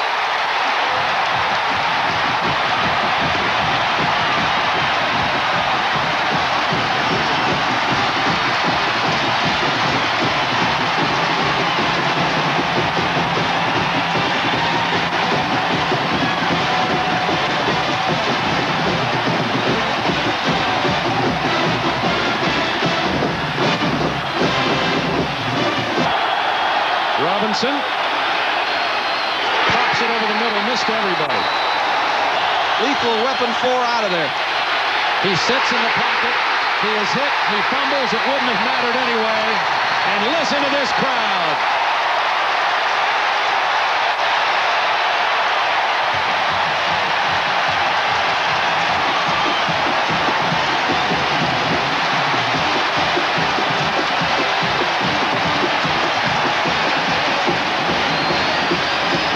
Tennessee. Take a look at Jeff Granger, the incredible fake. The ball's behind his back. He's the guy filling in for Bucky Richardson, the baseball pitcher, who goes deep to Brian Mitchell. A&M up 21-3. But Tulsa comes roaring back in the 3rd quarter. Chris Hewley, 53 yards for the touchdown. Tulsa scores 19 straight points in the 2nd half to come roaring back. The Aggies up 34-29. T.J. Arubli to Chris Penn on the crossing pattern. A&M defenders running into each other. 63 yards. Tulsa misses the 2-point, up by 1. The next kickoff, A&M fumbles the football. Tulsa covers it, and the Tulsa fans go crazy. A rare meeting with A&M. They don't get much of a chance to play them. They upset the Aggies 35-34. 3 touchdowns for Chris Hewley of Tulsa. Afterwards, the Hurricane excited. To me, it's the biggest game since 1964 when Tulsa beat Oklahoma State 64-13. I don't know of a bigger win that we've had in this stadium since then. I thought we were going to win. I came in at halftime and I kept telling the fellas, keep fighting, don't give up, keep fighting. They had us down by 18 points. You know, they said we have a chance to play with these guys. We just proved everybody wrong. I mean, that's the best feeling we ever had. David Klingler in Houston, hoping to make some better news for Southwest Conference fans. But Jason Verduzco of Illinois, his counterpart, finds Gus Palma. 21 yards, 14-3 Illini. Klingler under pressure all day, just as he was against Miami. Sacked by Mike Pulaski. Verduzco under pressure here, but he scrambles. Finds Clinton Lynch. Lynch tight ropes down the sideline, cuts back to the center, takes it to the 45, fumbles the football, but Ken Dilger recovers for the Illini. That kind of day for Illinois. On the next play, Verduzco, play action fake. Gus Palma is open late, and Verduzco finds him for a touchdown, 27-3 Illini. Klingler was rushed all day, just never got in the groove. Here, he's going to get away from the rush, circle back, but his pass is tipped, and Marlon Primus picks it off. Klingler and the Cougars have lost 91-20, the combined score the past couple weeks. Illinois just clobbers them 51-10, 609 yards total offense, and Jason Verduzco outshining Klingler. 16 of 22, 340 yards, did not throw an interception, and had 3 touchdowns. Maybe it's about time that Jason Verduzco is mentioned as an early Heisman candidate. Can we now put David say that they've played 5 games against the SEC without losing one? Syracuse had a streak like that going into today's game. Florida struggles on the road, and they're terrible on turf. Steve Spurrier knew that coming in, hoped to turn it around, but early on, in fact, the first play of the game, the opening kickoff, the reverse, Terry Richardson, Kirby Dardar, all the way for the touchdown, and the Cuse jumps out on top of the dome, 7-0. Dardar takes it back. They're celebrating. They built a 14-0 lead in the first quarter. Then the second quarter, Syracuse up, and Marvin Graves finds Qadri Ismail, Rocket's brother, for the touchdown, 36 yards, 28-7 for Paul Pasqualoni. Shane Matthews tries to bring Florida back. He finds Willie Jackson. Little 4-yard touchdown catch, cuts it to 28-21. Syracuse still on top. Same score with the designated option quarterback, Doug Womack.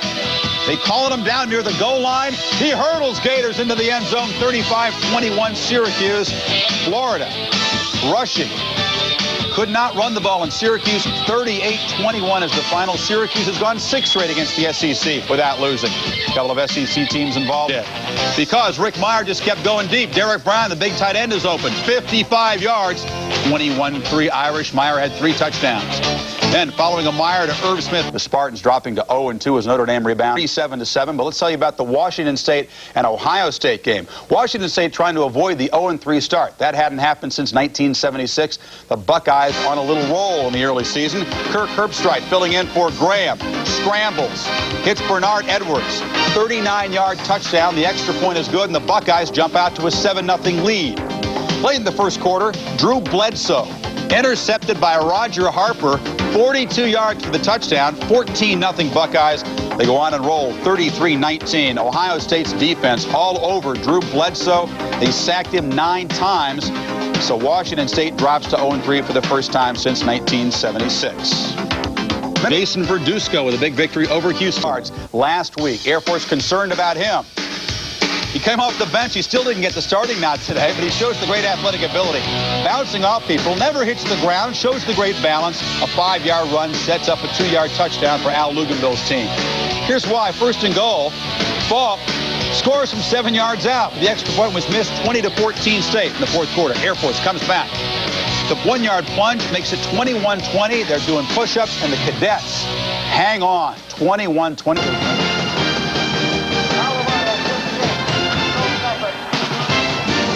You are looking live at Beaver Stadium in University Park, Pennsylvania. 95,000, the largest crowd in the history of Penn State football, will watch the Nittany Lions. And the drum major Mike Harrell would like to welcome everybody to Happy Valley.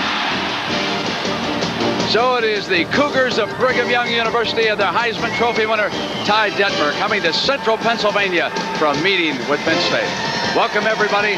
I'm Brent Musburger. You know, so much. He converted to the Mormon faith. He married Kim Herbert in July, and he maintains the spirit of the winner coming in here, but he's matched against the wiliest of the wily, the veteran Joe Paterno, who has won 2 national championships after carving up Heisman Trophy winners. First it was Herschel Walker in Georgia in '82. Then in '86 it was Vinny Testaverde in Miami. I got to tell you, Dick Vermeil, it will not be easy for Detmer and BYU here tonight. And boy, do I ever agree with you, Brent. The worst thing that could have happened for BYU was for Penn State to lose to SC last week. No longer will they be writing about and reading about and talking about national championships. Better focus on the game played tonight. And I think it was demonstrated on the practice field. Very good practice, good concentration, good tempo, good intensity. The only negative on the practice field was Saka had a hard time participating with the dislocated finger that occurred in the USC game. Look for Penn State to come out running a little bit more this week. All right, coming up, Penn State favored by 2 touchdowns against the winless Cougars of BYU. Back with the opening kickoff in a moment. Number 86, Guy Gibbs, our referee tonight. And back deep, we can see Richie Anderson and Shelly Hammond. Hammond's the speedster there, number 21. So the first possession will go to Penn State.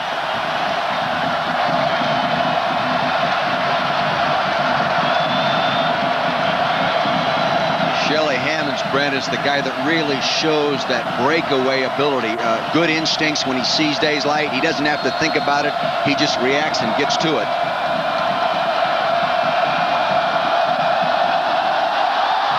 Underway. Bobbled in the end zone by Hammonds. He'll come out, collides with his own man. There's confusion. BYU jumps all over the return man. Miscommunication coming out of the end zone. Now the story of the quarterback situation. Tony Sacca dislocated the ring finger on his throwing or right hand against USC. It was put back in place by the team doctor last Saturday night. He missed a defensive series and a play and then came back. He did not take many snaps during practice this week. He did, however, before the game, take a dozen or so, and the doctor says he can go, and we'll see how it works out. There is the tape on that right ring finger, and to start the game, just what Dick Vermeil predicted, a handoff, but defensively, Lenny Gomes, number 90, making a big play for the Cougars.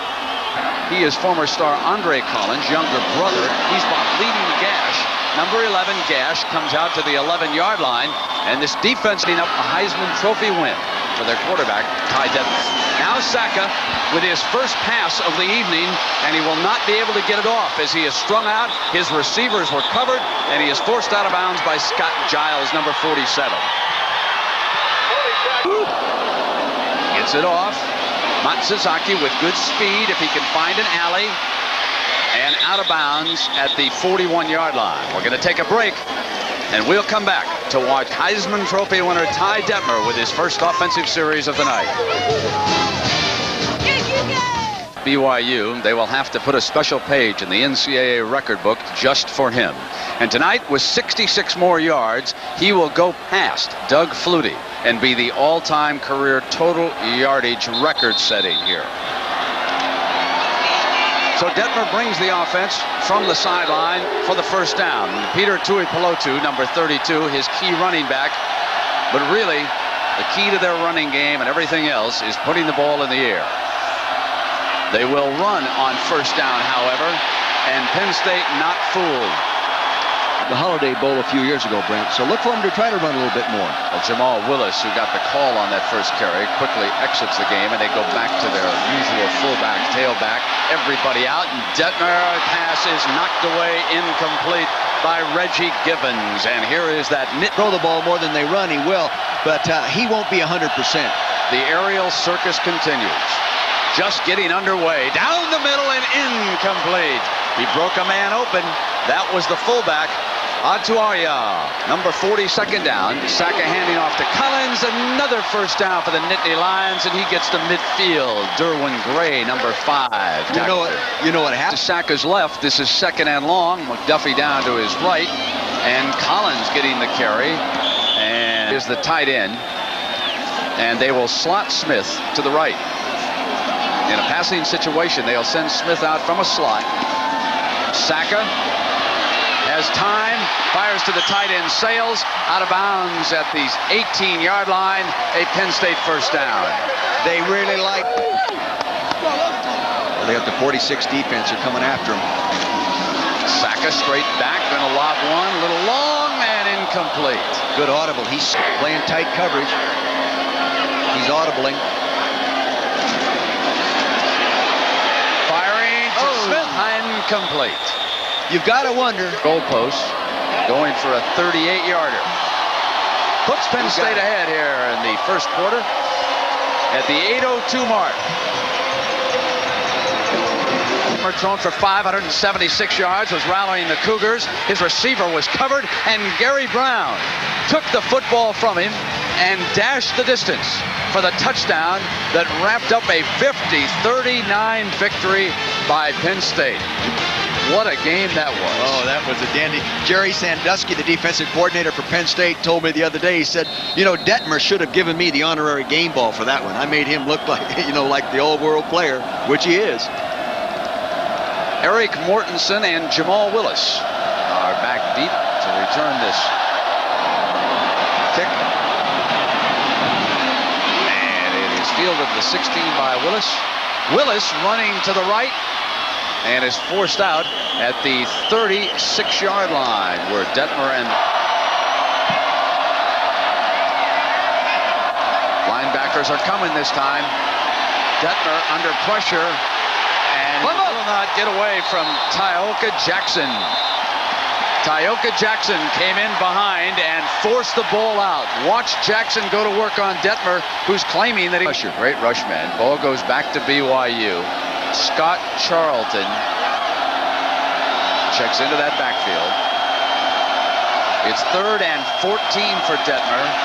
4-man rush. Steps away from the pressure. Complete to Tui Pelotu coming out of the backfield. And he's out at the 40-yard line. Now there is Ty Detmer firing to that sideline and intercepted at the 25. Beautiful interception by Derek Bana. Attack. Tony Sacca with a dislocated ring finger on his right hand. Has not thrown the ball real well as of yet. Here's the end around. McDuffie now will follow to the 45 and finally out of bounds at the 38-yard line. Bowl. Remember, that's in Pasadena and not on the UCLA campus. 3rd down for the Nittany Lions, and Sacca to throw. First down inside the 10-yard line. He hits Smith. Terry Smith caught 9 passes against USC last Saturday night, and he goes to him in those clutch situations. You'll see. Off to a great start. Sacca will throw it. Got one-on-one. Smith for the diving catch and the touchdown. So the penalty doesn't matter a lick as Sacca comes back and hits Smith for the evening's first touchdown. Again, they're in that 3-receiver to one side. There's isolation, man-to-man coverage. You'll see him right in the middle of your screen. Terry Smith making his 4th touchdown reception of the year. He's running on their best corner, Tony Crutchfield. Now see him give him a little shake there. He moves inside. All the receivers outside him drew the coverage people close to the line of scrimmage, gave him more room to work into the end zone, and he makes the beautiful catch. In Lincoln, and in the first quarter, the Huskers on the move. You know what a great run defense Washington has, but watch what happens here with Derek Brown around the left side. Good move back inside, 27 yards for the touchdown, and the Huskers jump out to a 7-0 lead. Let's go back to Brent. All right, Roger, thank you very much. Nebraska jumps out first. Here it is Penn State with a 10-point lead. And what about Ty Detmer? What does he have to do here now to get this team going? Well, they came here to run. They're not running well. What I think they have to do is a good job of executing stuff like this. Their play action and their controlled passing game. Their controlled stuff, high percentage throws. That was Scott Charlton coming out of the backfield. And that's the best passing gain of the night. Actually, he has hit a couple of long ones. That one is 28 yards. So he has 2 completions on the night. Now remember, he's also thrown an interception. So both of his completions have been for 28 yards. And he can come at you in a hurry. They'll need a confidence builder here on this drive. Drage is the motion man. Detmer under pressure. Turns back to his left and will take off for the far side and out of bounds at the 36-yard line. 3rd down now, and Detmer fires incomplete, and there's a penalty marker down. Pass interference is the call. Tui Pelotu on that draw trap that they feature as a running game, making his... Tui Pelotu with a big hole close to a first down. You mentioned the Maxwell Club. That was a wonderful evening we spent with his parents, and I know that his mother has been battling cancer here lately, and we certainly want to send along our best wishes to the family down in Texas. Wonderful family. There's a young Detmer who's quite a quarterback down there in that state right now, too. Using motion, short yardage. Call you on that, and I wouldn't doubt that that was the call tonight. He lines up too far off the ball. He's got to be up there.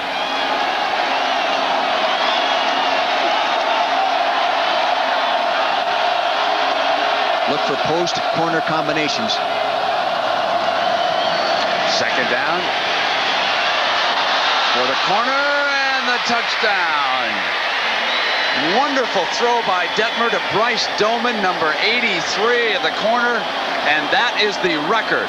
With that touchdown pass, Ty Detmer becomes the all-time college career total yardage leader. And what does he do right away? He gets out there to his wide receiver to say that he's all right. All right, now, I mentioned look for the post-corner combination. I saw them running those combination routes against UCLA. They scored on this very same pattern against UCLA. The inside slot ran the corner pattern, and here he is, Doman making a dive, the ball thrown right where it had to be thrown, high into the outside. He comes out, and I think what he did is knocked his wind down. What a great catch that was. Oh, it was. And the ball put right where it had to be put to be completed. Three of them through the air. Yeah, Mom and Dad. How you doing? Passing along best wishes to the folks down in Texas watching this game here tonight. That's pretty good. It's slightly better than average. Two fine wide receivers. They add a third in this formation.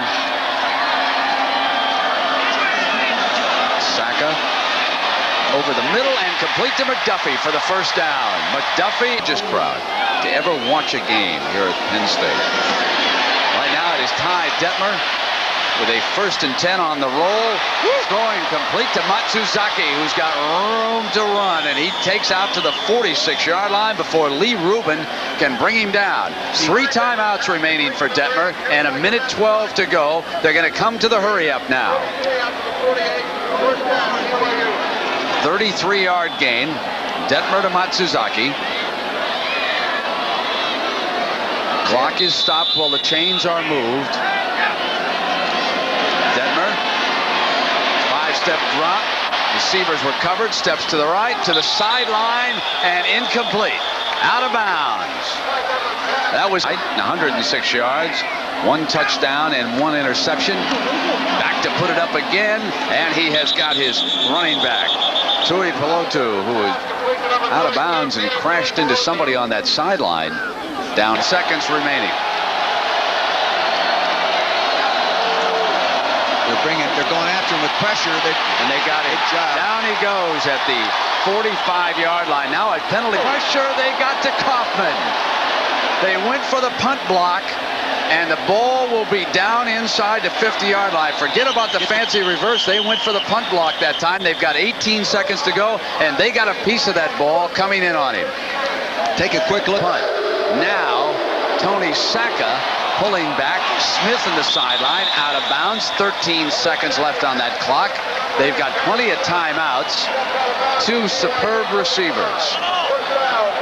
You get that field goal range. Now, he is 1 for 1 from 50 yards in his career kicking field goals, so keep working there. That was Chip LaBarca, number 3, who's bringing the play in from the sideline. The ball is at the 35-yard line, so this would be that 50-yarder. They'll try to get a little bit closer. Get a little closer, get it to the right side of the field, and call timeout as soon as it's caught. Both his fine receivers are on that right side. He's looking for LaBarca. Going for the touchdown, and LaBarca incomplete. Crowd wants a 52-yarder. Fumble, they're rolling, and it goes over to Penn State. They put the ball down, and Ivory Geathers pounced on it, and it will be checks in as an extra receiver. There are 3 wide receivers for Penn State. Collins swinging outside to the right, getting daylight, and he is wrestled down by Josh Arnold, number 20, the young man who forced that key turnover. When you run a premier target slotted to the left, they'll toss to Collins instead. There's the first touchdown, Penn State.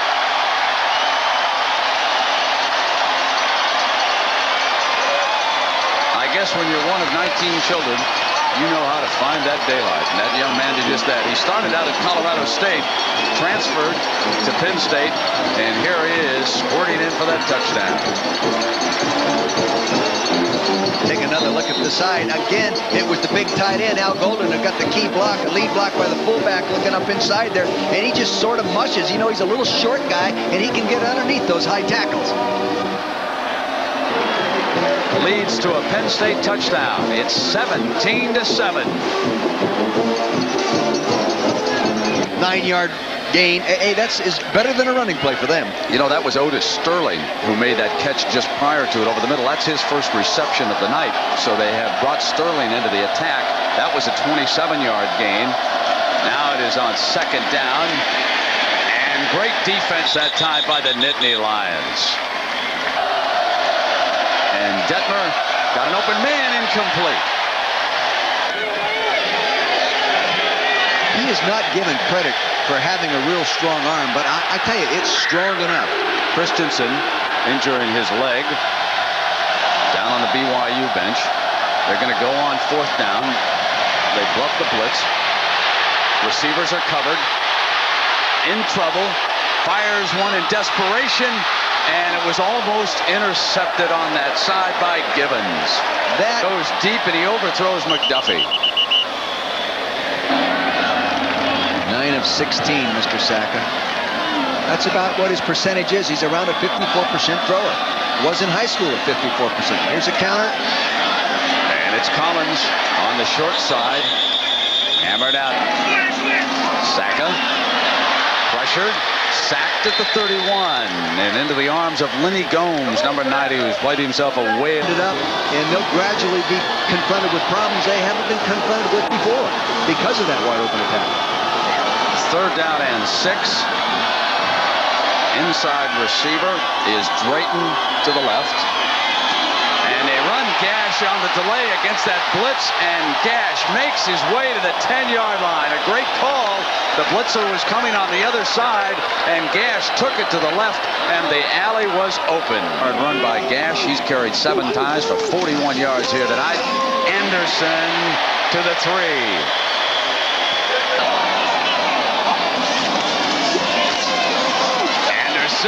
For the touchdown. They liked it. Same play. Why complicate it?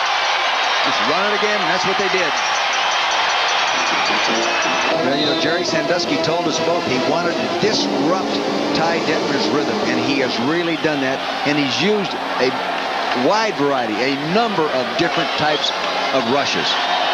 Pressure on that offensive line.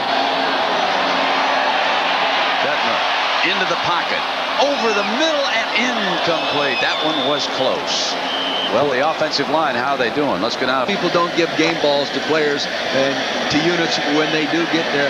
They do get beat. He might be a candidate for our Chevy player, huh? I think you just wrapped it up. That little endorsement. End around, it's Smith.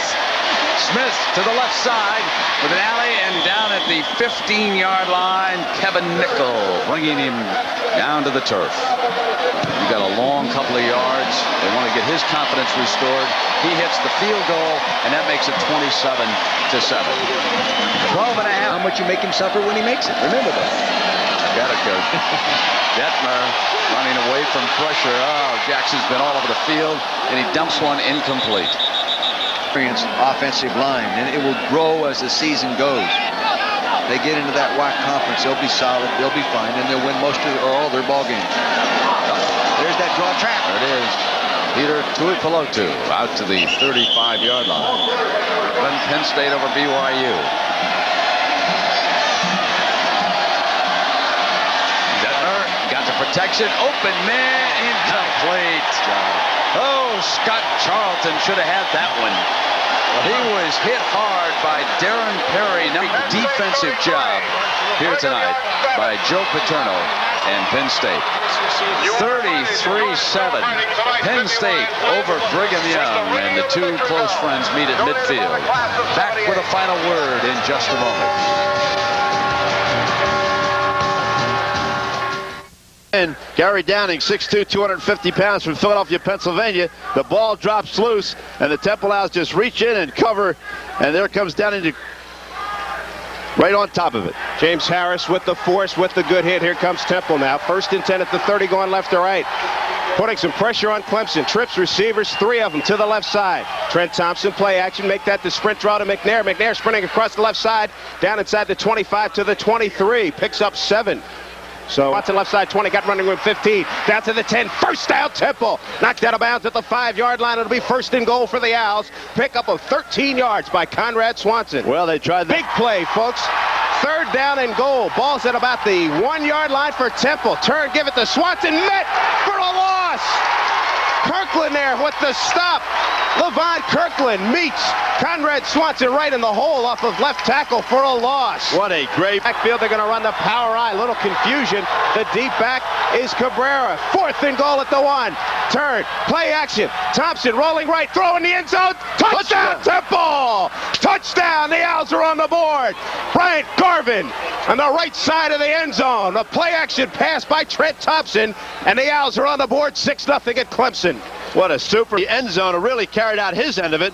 Then they went to Garvin in the end zone. The ball was a little bit high, but great concentration. It happened right on the opening kickoff when Kirby Dardar went 95 yards on the reverse for a Syracuse score as the Orangemen took care of Steve Spurrier's Gators 38-21.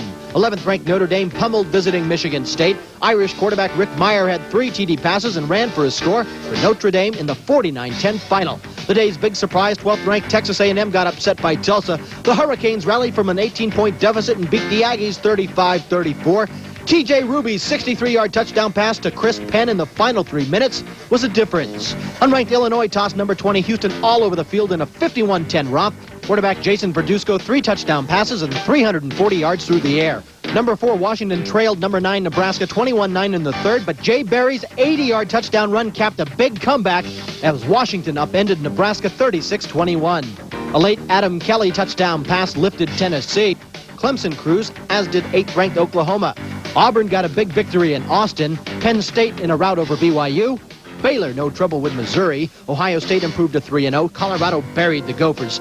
Alabama blanked Georgia 10-0.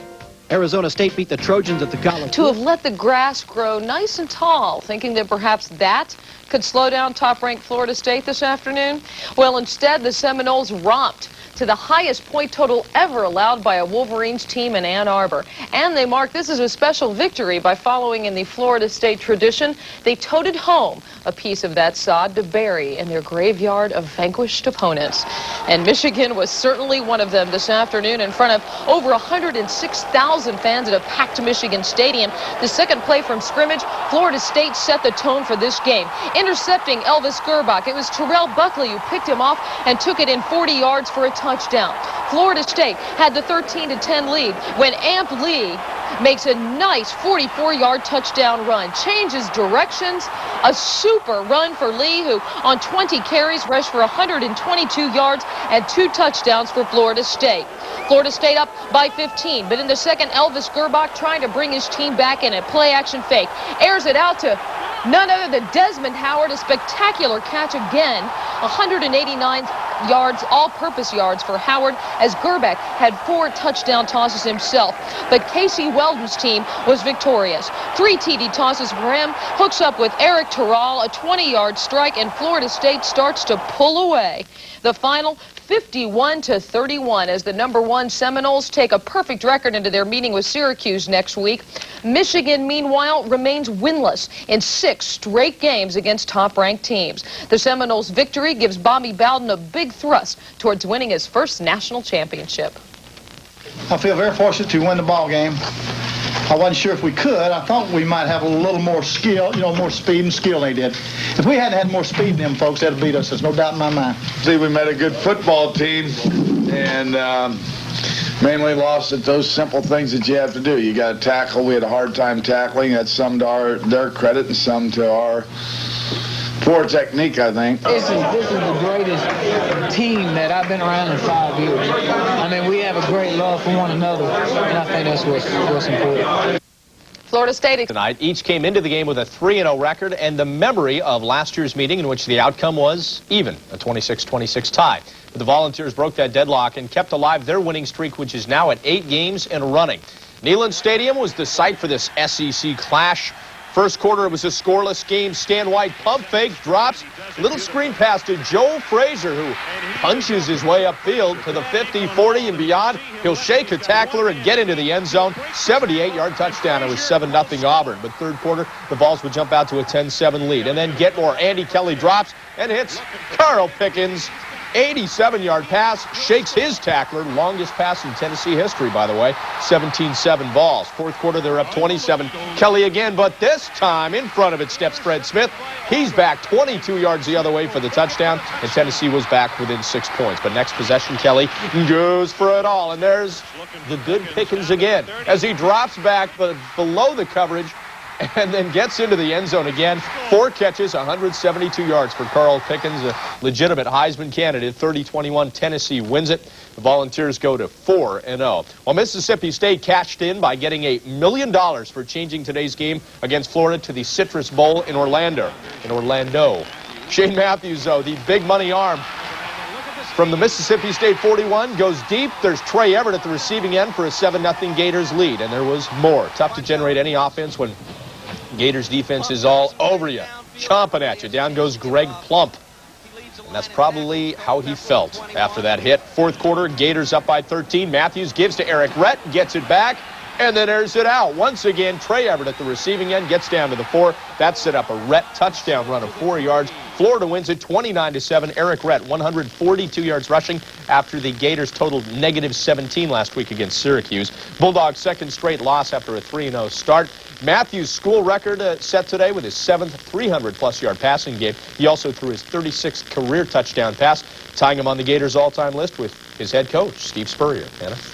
Number 5, Clemson escaped by the skin of its tiger teeth today after 18th-ranked Georgia Tech came within a missed field goal of beating Clemson for the 3rd straight year. But back-to-back wins at Death Valley is almost an impossibility. And now it is entirely possible that the Tigers could go on to an ACC title and perhaps even an undefeated season, because this was the biggest obstacle to that this afternoon. The Clemson traditions touching the rock and coming down the hill, one of the most impressive entrances in college football.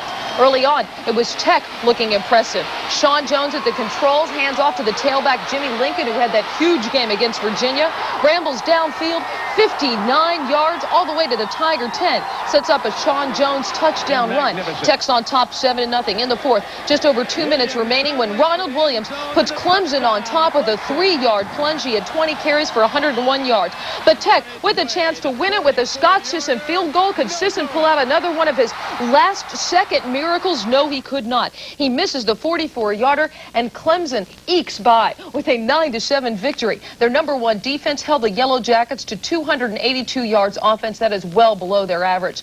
The Tigers have 11 consecutive wins at Death Valley dating back to 1989. That's when they lost to Georgia Tech on homecoming. Number 13, Syracuse, looking to pay back Tulane as well for an upset last season, and they do it. Marvin Graves, the quarterback, flipping to the missile, Qadri Ismail, and this is why they call him the missile. Also because his older brother is the Rocket, Rahib Ismail, and he looks a lot like his big brother. 45-yard touchdown play there, and again in the second, it was the missile once more. Graves, fake draw, and he hits Ismail. Ismail goes all the way, changing directions, 65-yard touchdown reception, breaks a couple of tackles on the way, and Syracuse gets the shutout. It's 24-0 over Tulane. The teams have work of Vardell that counted the most. 3 touchdowns, including this one from 7 yards out late in the game as Stanford stunned Colorado 28-21. The defending national co-champs are now 2-2. Notre Dame claimed its 6th straight win over Purdue today by scoring on 4 possessions in a row in the second quarter. First, quarterback Rick Meyer rambles 29 yards to tie the game at 7 after Purdue took an early lead. Then Jerome Bettis added a pair of short touchdown runs to give the Fighting Irish the lead for good. Both Meyer and Bettis missed practice earlier in the week and didn't start. They saw plenty of action in the 45-20 rout. Boston College is winless, but give them credit for playing hard in one of the nation's toughest schedules. BC fell to number 12 Penn State today. The Nittany Lions came up with 5 interceptions, including this 45-yard return for a touchdown by Darren Perry. State sustained a late fourth quarter rally by the Eagles, 28-21 the final. In a battle of hurricanes, Tulsa was no match for number 2 Miami. Stephen McGuire checked into the end zone twice today as UM built an 18-point halftime lead. In fact, Miami scored 3 times in a 6.5-minute span in the second quarter. Gino Torretta came up with a pair of touchdown passes as the Hurricanes of Miami win big 34-10. Fourth-ranked Washington remains unbeaten in 4 tries. Kansas State never had a chance to beat the Huskies today. Quarterback Billy Joe Hobart fired 3 touchdown strikes, and Jay Berry ran for 2 more in a 56-3 walk. 7th-ranked Oklahoma survived a challenge by Virginia Tech 27-17. Sooners quarterback Cale Gundy set a school record with 18 completions. Gee, they must run a lot. Number 8 Iowa ground out nearly 600 yards total offense in a 58-7 whipping of Northern Illinois. The Hawkeyes only allowed Northern Ill to cross midfield twice. Well, the Baylor Bears are unbeaten so far. Quarterback J.J. Joe threw for 2 touchdowns and added this one on the run. 171 yards passing and 55 rushing for Joe as Baylor wins 45-7.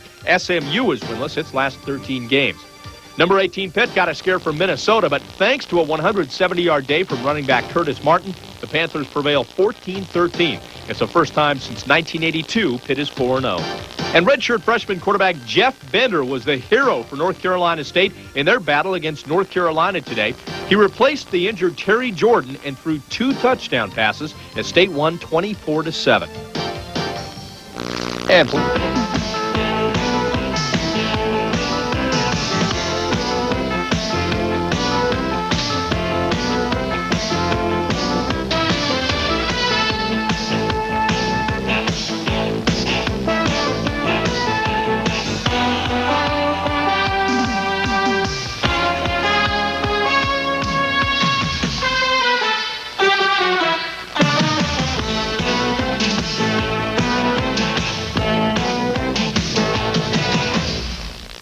big matchup you were talking about, but today, 10th-ranked Nittany Lions looked a tad on the ragged side in Happy Valley, but not ragged enough to knock off the winless Boston College Eagles 28-21. Penn State going with the ground game today as Shelly Hammonds busts loose over right tackle. He'll take it 56 yards into the end zone.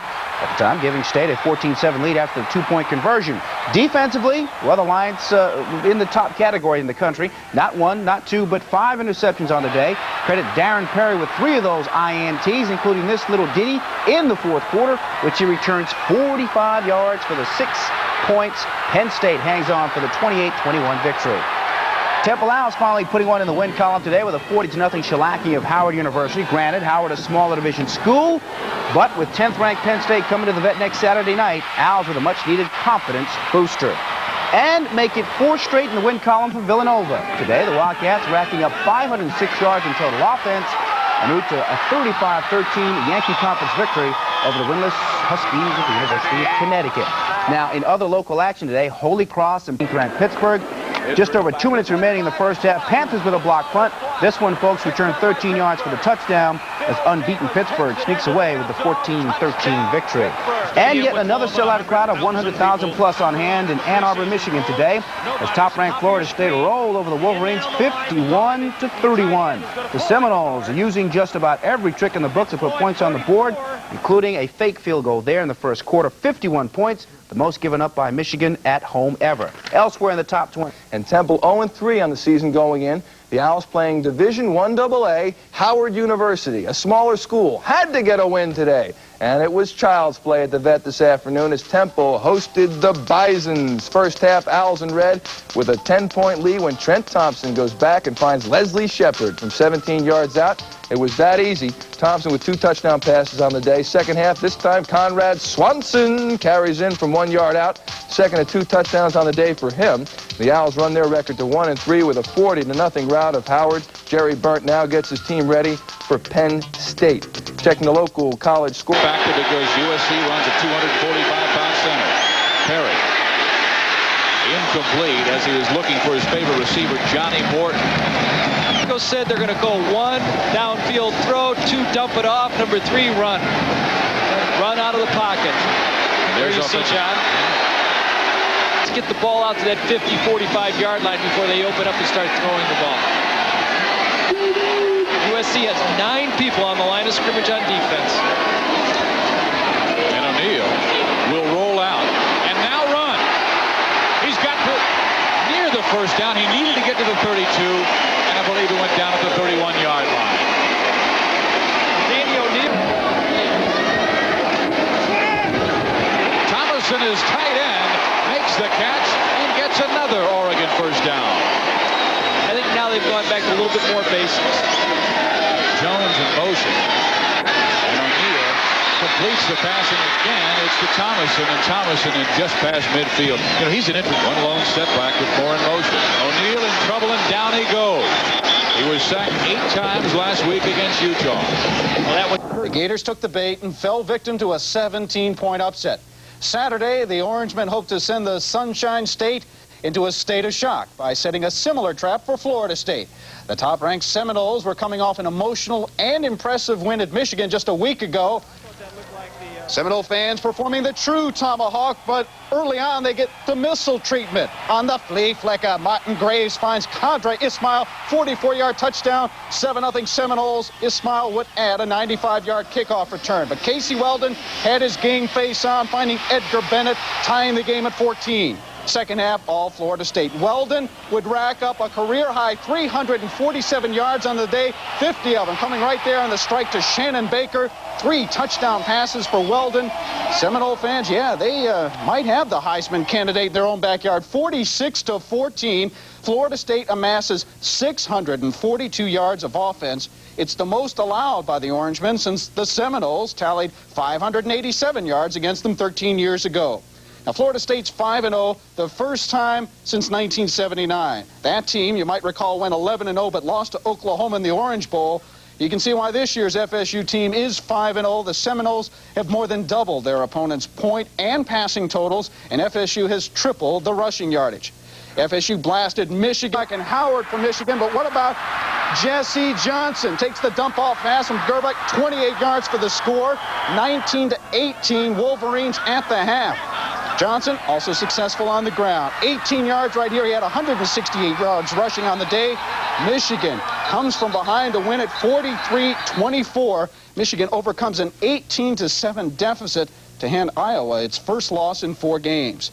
In Pasadena, unbeaten Cal visiting UCLA. Cal's Heisman hopeful Russell White uncertain of playing status with an upper respiratory infection, but it was UCLA which was huffing and puffing trying to catch him. 20-yard run right here, setting up a touchdown. He would later score on the next play to make it 14-14. Third quarter, same score. Tommy Maddox, who had already hooked up with Sean LaChapelle, hits him again. 21-14 UCLA.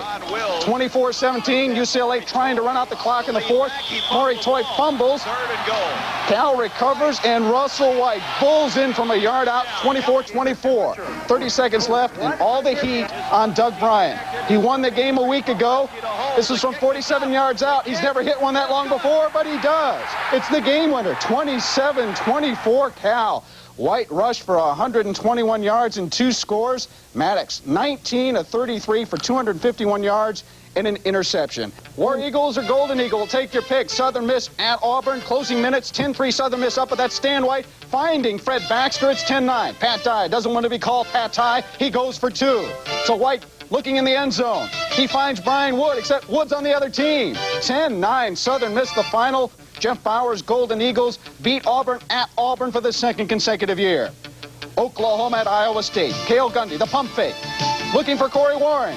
Finding him 37 yards downfield, 19-3 Sooners. ISU coach Jim Walden. I hate when that happens.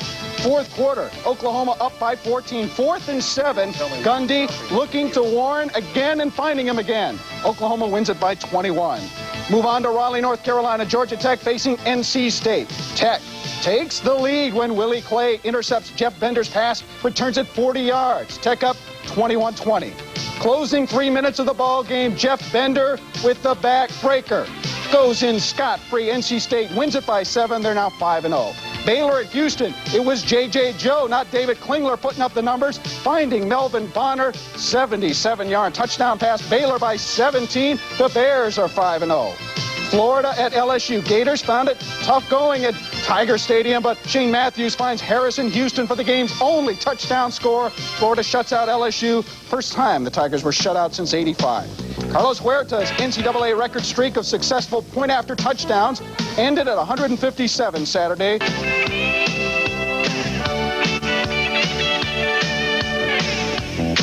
West Virginia played host to the rival Hokies of Virginia Tech. There was lightning in the area.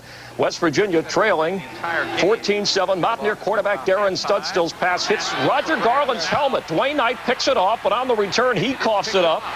And then John Ray Picks it up and hands it off. Notice forward to Adrian Murrell, who takes it all the way for the touchdown, but it was called back because of an illegal forward lateral. 14-7, Virginia Tech still leading. They had a 50-minute delay because of lightning. Then here's where the game was won or lost. 20-14, Virginia Tech. West Virginia had the football. 16 seconds left. Chris Gray fumbles it, and James Hargrove recovers. And Tech holds on to win it 20-14. The Mountaineers had 2 scores called back because of illegal forward laterals. The Hokies win their 2nd game of the year. West Virginia's record is now 3-2. And here are some other scores. That is Qadry Ismail. For the Orangemen, look at this. He busts 1, 2, 3, 4, 5 tackles, and he is a memory 95-yard touchdown for the Syracuse Star and a 14-7 Orangemen lead. But second, Qadry Ismail. For the Orangemen, look at this. He busts 1, 2, 3, 4, 5 tackles, and he is a memory 95-yard touchdown for the Syracuse Star and a 14-7 Orangemen lead. But second quarter, Florida State, like they do all year, comes back. Casey Welgen to Edgar Bennett, 7-yard touch, or splashing it, putting a little water to douse their fire as Florida State wins his. And the first time since 1980, Iowa has allowed 300 yards rushing to a team. Meanwhile, in Houston, the Cougars lost for their 3rd time in a row. Quarterback David Klingler statistically outgunned Baylor quarterback J.J. Joe, but Klingler also threw 2 interceptions and lost 2 fumbles. Baylor remains unbeaten at 5-0. And Penn State gets its 17th straight win over Temple, but get ready to rumble. State meets number 2 Miami next week. Certainly one of the... The Hurricanes score on their first 5 possessions against Oklahoma State today. Miami used a balanced attack, 230 yards rushing, a season high for them, and 264 yards passing from Gino Torretta. The only flaw was when kicker Carlos Huerta. Today, Raymond Harris ran for a pair of touchdowns in the Buckeyes' 31-16 win over Wisconsin in a 4th quarter touchdowns to open up what was a fairly tight game. Bell ended up with 85 yards rushing in the Illini's 24-3 triumph. 15th-ranked Pitt held off a challenge from... Sacked at the 14. Well, they just don't come down to Florida, and he's never lost a game in this stadium yet. Saka with a good play-action fake, drills one down the middle. The pass is complete for Penn State. The ball moves well upfield across the 30 to the 33, and it's caught by Troy Drayton, who lines up. Miami dancing around, and they are coming, but Saka has time, and the pass is incomplete. It was thrown high off the hands of Troy Drayton, and there was good coverage. Picked off several plays later. Will Furr to Michael Sturdivant. 45 yards of a touchdown pass. Sturdivant's first touchdown reception this year. Furr's 8th touchdown pass. Remember, last year, Tech led 21-3 before Florida State came back. Let's go to 9 for the Lions. Here they come again. Saka's pass is away. He has a man. The pass is complete to Richie Anderson out of the backfield. First down for Penn State at the Miami 31-yard line. Go back. Showing a 5-man front for Miami. Saka back to throw, gets it away. Pass caught by the tight end Kyle Grady. Grady has got some muscles of his own, and at 6'6", 250, he ain't easy. And he's 9 passes. And if you're uncovered, you're the hot man, right? They usually throw toward the blitz because that's where the man is going to be open. The hole will be. Yeah. Handed off to Collins, the tailback. There's no hole there. Number 95 eats him up. That's Eric Miller. Knee. He has been the Lions' big star at 5'8" and 155 pounds. Saka still got it. Heats on. Missing. Turns it up. Looks to the end zone. Lets it go. Got a man in the end zone. Touchdown, Penn State. Perry Smith. Flag thrown. Hold the ball. The flag thrown. The ball is at the 10. Looks like it might come back. His offensive line and some of the calls that were going against this team, but you just cannot come to a difficult place to play like the Orange Bowl, get it your first scoring drive, and then have it pulled back away from you. Back on the 20, where it is 3rd down and 10. It was a great play by Saka. Hands the ball off inside, running hard is Troy Drayton. And another penalty flag is down. One of those semi-Statue of Liberties, I guess you call it. I've never seen that. Did you see what he did? He just handed it behind his back. He threw it behind his back. Yeah. 5-yard face mask on the defense. Half the distance to the goal. First. That's going behind his back. Little timing on that play, little practice, huh? keep some interest, and it worked. First down and goal for the Lions. Saka gives it to Sam Gash, and there are 4 Hurricanes on his back. You can't run it and do it that way. May not have. You're right. Saka stands up and fires quickly, and it is incomplete, trying to get the ball to O.J. McDuffie. That's the way he thinks he can be behind if he keeps the offense of Miami off the field and just controls the clock. Saka takes off. Gets down inside the 5 to about the 3. He looked. We're even at 3 with 44 seconds to go in the first quarter on the successful try by Fan. In their favor, and look at the passing yards right here. Miami, no passing yards in the first quarter. Ball very much. When you get a chance to catch it, you better catch it. Moore didn't. Well, if they can force Toretta to throw to their tight end all day, they'd be in great shape. You bet that. You got that right. Martin Patton is in the lineup. Screen. And Patton with the ball. And he's quick too. And he's got a first down. Done that today. They don't blitz much. They may have to today. Toretta's pass down the pipe. Pass is caught. Reeled in down on the 31-yard line by Darrell Spencer. Trips to the top. Toretta fakes. Lets it go to the end zone. That's too high, too long, and in the crowd. Horace Copeland was down. Right now it's 3rd down and 14 for Miami. Toretta, a little quick one. Pass is caught by Spencer. Shakes one, but can't shake the others. And Carlos Huerta to untie the ball game. Joe Moore, the tight end, is the holder. The kick is on its way, and that's not good. Number 24, O.J. McDuffie is in the backfield with Sam Gash now at 6 minutes and 14 seconds to go in the half. 3rd down and 9. Saka getting heat. Now gets a little help. Got a man, but he can't seem to get the ball under control and get the pass away, and he is brought down at the 28-yard line of Miami, 3 yards short of the first down. Get 46 yards on this try. Squeezes it. Good. A little huffing and puffing, but it got over at 5:20, and the Lions have gone to the lead again, 6-3. Toretta fakes it, keeps it, throws it, gets his first down. And making the catch is Coleman Bell, a junior from Tampa, and he proves a tough customer to bring down as he goes. Too good outside.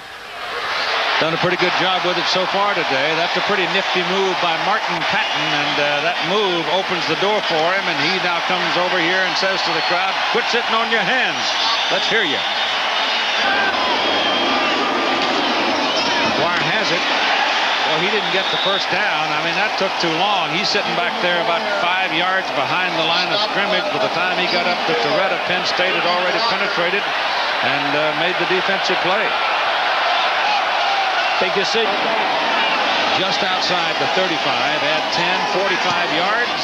Plenty of leg on it this time, and it's good. Play action.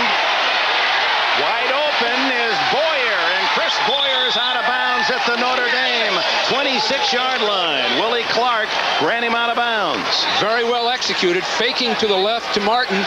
Coming out. Sophomore. The quick throw to Bill Davis. And Davis draws a crowd as he picks up almost 5 to the 29. Bursic again, along with Tom Carter in on the hit. Formation. 3rd. And a long 9. Van Pelt into the flat to the tight end. Moore bumped out of bounds at the 22. That's 2 yards shy of a first down. John Covington made the tackle. Again, man. And they throw for it. Going into the end zone to Moore. The Irish take over on downs. They covered the short receivers. He did not want. Meyer on the option. Runs into trouble and a loss back at the 33-yard line as he was pinned by Mike Kelly and Curtis Bray. An offense that Pitt's had in recent years because they've really put it together at Notre Dame. And second and long, Meyer. And it's Ray Griggs, incomplete. It bounced to Griggs. Meyer didn't get a lot on it since we're third and a short 10. And he overshoots his intended receiver, tight end Irv Smith. Again, good pressure from the...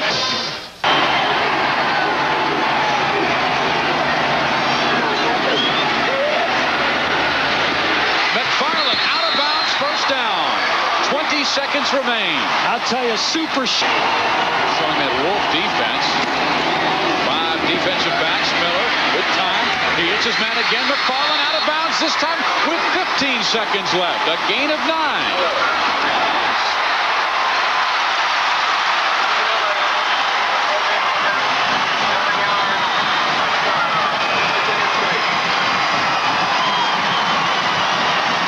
It's a little bit of a rollout. Michigan did come with the blitz. They caught him in man-to-man. Hawkins comes out. The ball's thrown to the outside on the run by Miller. Lance Stott is not able to run with Hawkins, and he puts the ball for a big touchdown for the Thomas for the touchdown.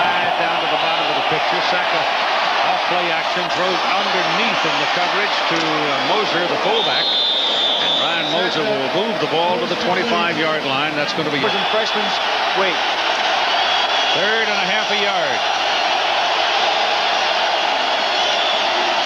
Jerry Collins, I don't know. There's a 97 is Hamlet, 76 there is Caesar. Miami, those are defensive tackles. Miami's got a pair of Shakespearean tackles in the middle of that line.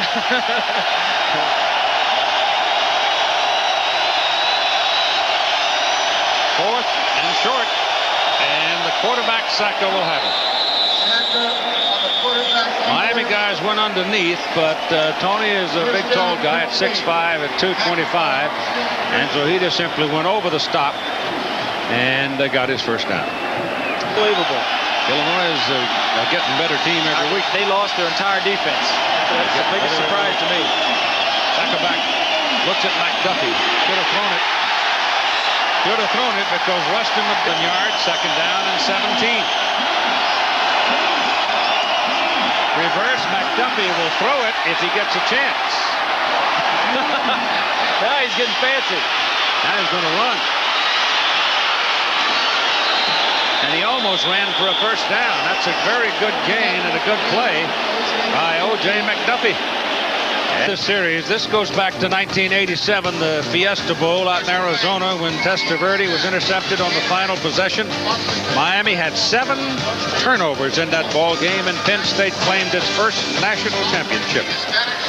As Joe Paterno walks the sidelines with 234 victories, he is tied coming into this ball game for 5th all-time with Bo Schembechler. Beckett comes up now on first down and goal from the Miami 9-yard line. Saka back. Goes into the end zone. Touchdown, Terry Smith. The little man is playing gimpy. Sore knee. He catches his second touchdown pass of the day. And the Nittany Lions are back in the ball game. Great throw by Saka. Saka's going to look left the entire way. He's going to have a man in his face just as he releases the ball. That's Medeiros, 98. Smith takes a little bit late getting free. It's McNeil, 47. Keeps coming to the inside. It's a nice play. Good throw. Good read. This is Loretta keeps it. Gets his pass off to the tight end Moore. And Moore will get up across the 35 for a 7-yard. Penn State down by 2 touchdowns twice now in the second half. They've come back to score. And they are only 6 points down now. Pass is incomplete. Pass in 20. Number 2 leading number 9.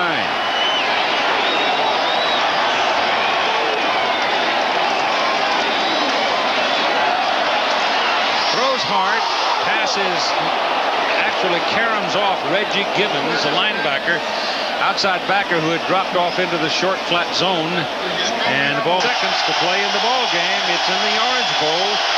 That's the 11th penalty on Miami for 124 yards. Saka back, hitches and throws to McDuffie. Penalty flag as McDuffie makes the catch up at the 41-yard line and then takes Miami.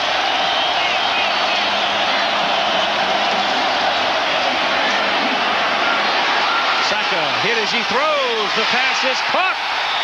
Up the 44-yard line of Miami by O.J. McDuffie. He caught it despite the fact that Darrell Williams had good coverage on him.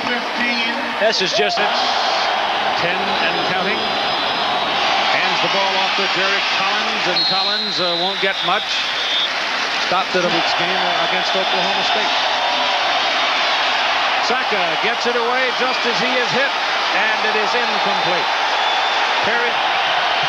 3rd and 10 for Penn State.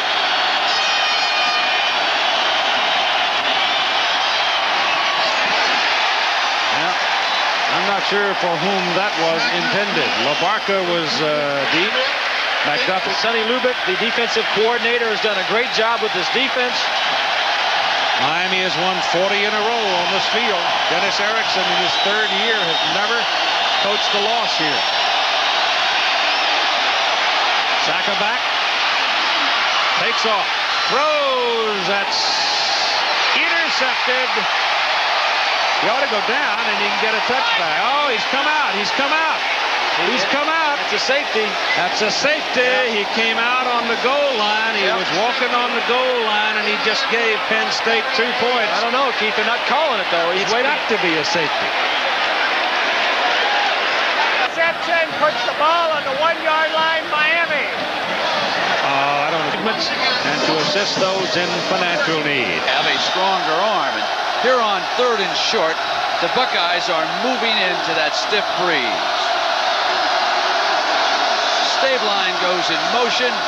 Graham brings it down the line, fakes the toss, keeps it for the first down. Did a nice job with that same type of play again. He ran them in. Graham, the quarterback. Galloway and Edwards are the wide men. Harris following Cothran, and he crosses midfield to the Illini 48. This is in him. Here is Graham, who transferred to Ohio State from Notre Dame, trying to direct the Buckeyes to a touchdown. Keeping it again. Ball is down. Illinois recovers. He turns it over.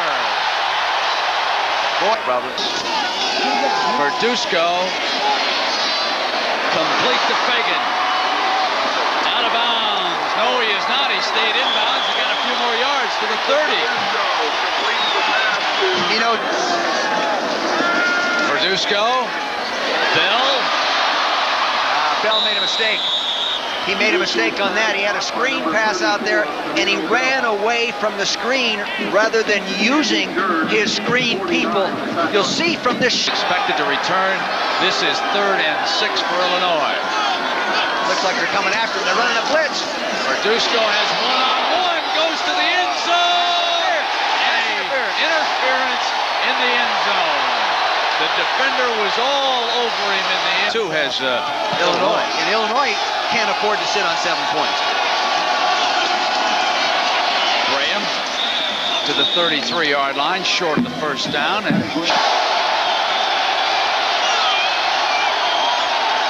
third down play. They'll try to keep it going, and they do on Raymond Harris's run. And at the conclusion, he's a redshirt freshman. Looking at 3rd and 1. Herbstreit keeps it for the first down. And Dana Howard in there on the stop. Good offensive lines. Illinois' 2 turnovers were both interceptions, and Ohio State fumbled the ball once, and Herbstreit brings the option, steps away neatly, and gets across the 45-yard line. This will be 3rd and short coming up with Howard there defensively. Here you are as a fullback looking at your quarterback. Harris, first down, Buckeyes. This here pretty quick, might as well. 2nd down. Keep it on the ground. It's Harris to the short side of the field. He breaks it free, and he's across the 25-yard line. No need to put it up with the way this running game is working as Jason Winrow paves the way. Guys, they're down a touchdown. They must get to the 12-yard line. Herbstreit hands to Binode. Binode cuts through. Binode to the 3. First and goal.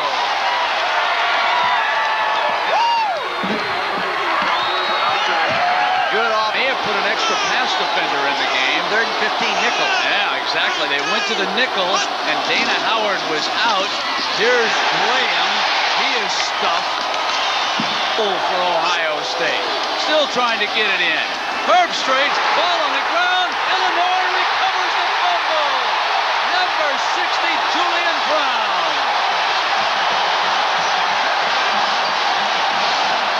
And 2. From the shotgun. Verduzco fires to right for the first down, and he breaks out. 35, 40. And veteran Wright is out of bounds at the 44-yard line. What a huge play on 3rd down.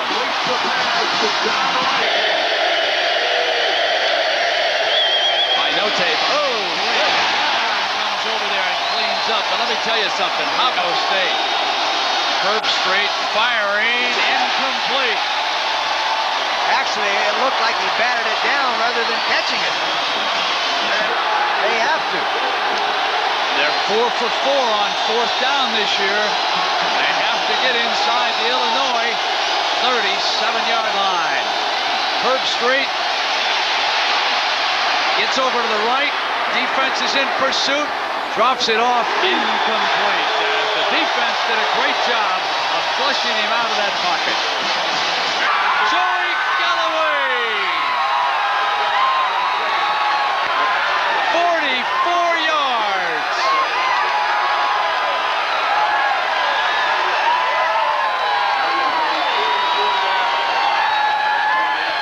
Play action pass. They were into a double zone. The corner rolled up, and he hit the wide receiver in between the corner and the safety. The advantage of the strong arm. See, he got the ball there before Camille Johnson, number 3, could get there. Now, the critical decision for Coach Cooper.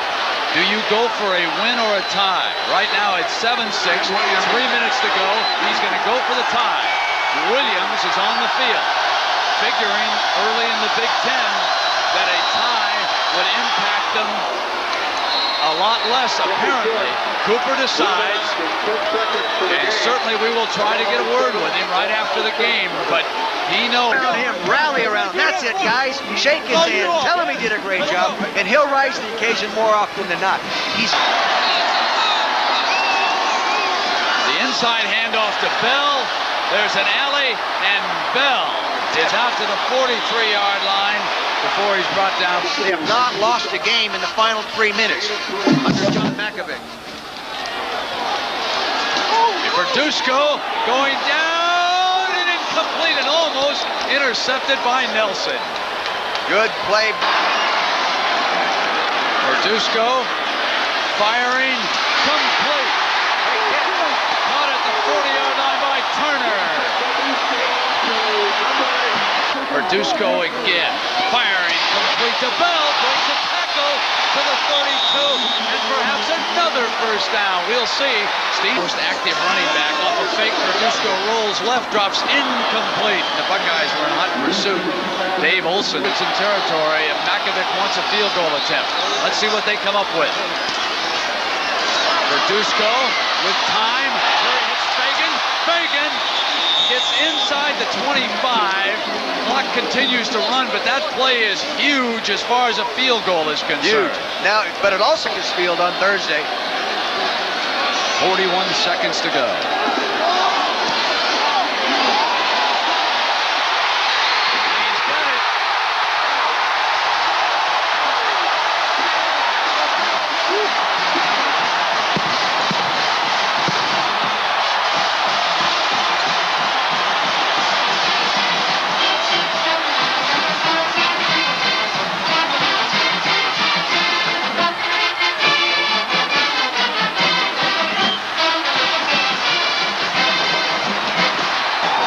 196, 2 touchdowns.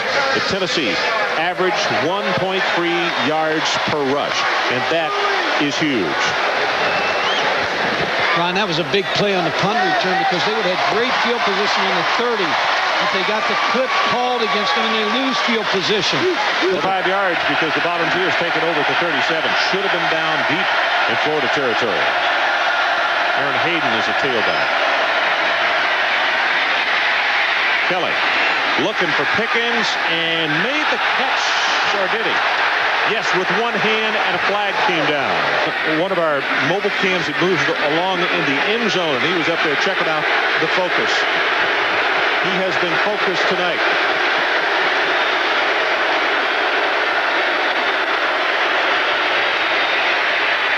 Kelly for Pickens at the 25, and will be tackled inside the 15. That's Lawrence Hatch. I've said it. Kelly rolls the pocket, delivers it, had a man open, incomplete.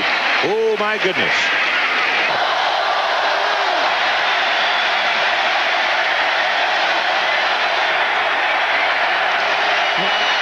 Puts up the quick pass, complete at the 10-yard line to Fleming, and he'll take it to the 5. Defense. He brought in the extra defensive back on 3rd down. 3rd down. They need the 2. Kelly now 24 of 40, 350 yards. Gets it away, almost intercepted by Del Spear. Oh, my goodness. Like they'll kick the field goal. Bexfort's kick on the way, and he's got it. 12 minutes exactly left in our football game, and our new score is Florida 28-18 now over Tennessee.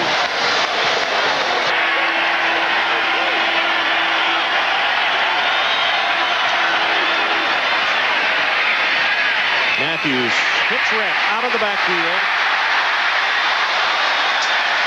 And he takes it out to the 45-yard line before Lewis makes the stop. 1st and 10 Gators, and that one's big. Well, we've seen this one all night. You go to a 1 on the clock. This is a good drive for Florida. About to go under 10 minutes in the ball game. Florida by 10. Draw play with Rhett. Finding his way. Has 5, has 10, cut it off at 14. Dale Carter. Always dangerous as an underdog.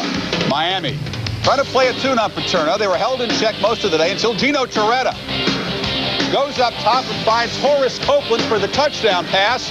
That broke a 6-6 tie, and Miami starts to break it open. Yeah, Horace can high step. Torretta, after a sluggish start, gets it in gear. Penn State, 3 and out. They punt to Kevin Williams. Takes the ball on his 10-yard line, runs through the entire Penn State punt coverage team for the touchdown. 2 big plays back-to-back by Miami, and suddenly a 6-6 ball game turned into a 20-6 ball game. Penn State got within 20-13, but Lamar Thomas gets open for the touchdown. Lamar knows where the cameras are, knows to take the hat off so everybody can see it. Joe Paterno's team wouldn't quit, though. Tony Sacca, on a drive that was perpetuated by Miami major penalties, finds Terry Smith in the end zone for a touchdown. Now Sacca desperation. Penn State down by 6 in the final minute on 4th down. Looks like a punt. Tony, the pass, intercepted, and Miami preserves a 6-point win. Yeah, Williams did come out. The referee didn't catch it.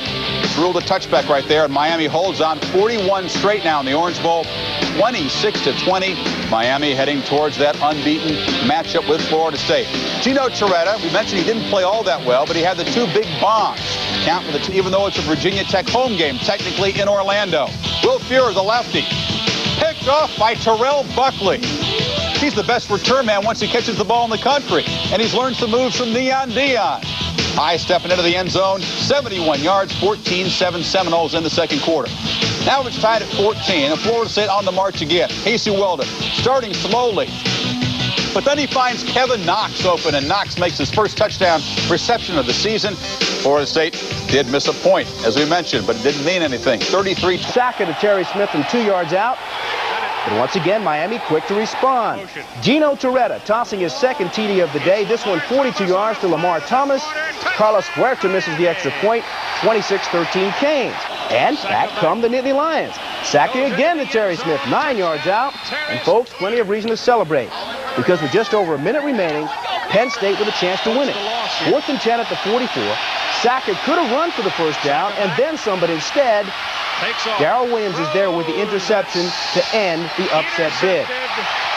Now, there was some question as to whether Williams forced the safety by crossing the goal line here and going back into the end zone. The ruling on that is that the ball, not the foot, must cross the line. Therefore, it is not a safety. Miami wins at 26-20. And another long afternoon for Temple. The Owls actually led West Virginia 9-0 today in the fourth quarter behind 3 Mike Knuth field goals. But a breakdown on defense proved costly as Michael Beasley converted the reverse here into a 63-yard touchdown despite Temple's James Harris had him dead to rights. Look at that. West Virginia goes on to win this one with a field goal, 40 seconds left in the game. Temple is now 1-5 on the season. Elsewhere in local college football today, Columbia with their 5th. Dolphins might have trouble beating the Hurricanes in the Orange Bowl. The University of Miami running their winning streak to 41 at home with a 26-20 win over Penn State. Kevin Williams went 91 yards with this punt return.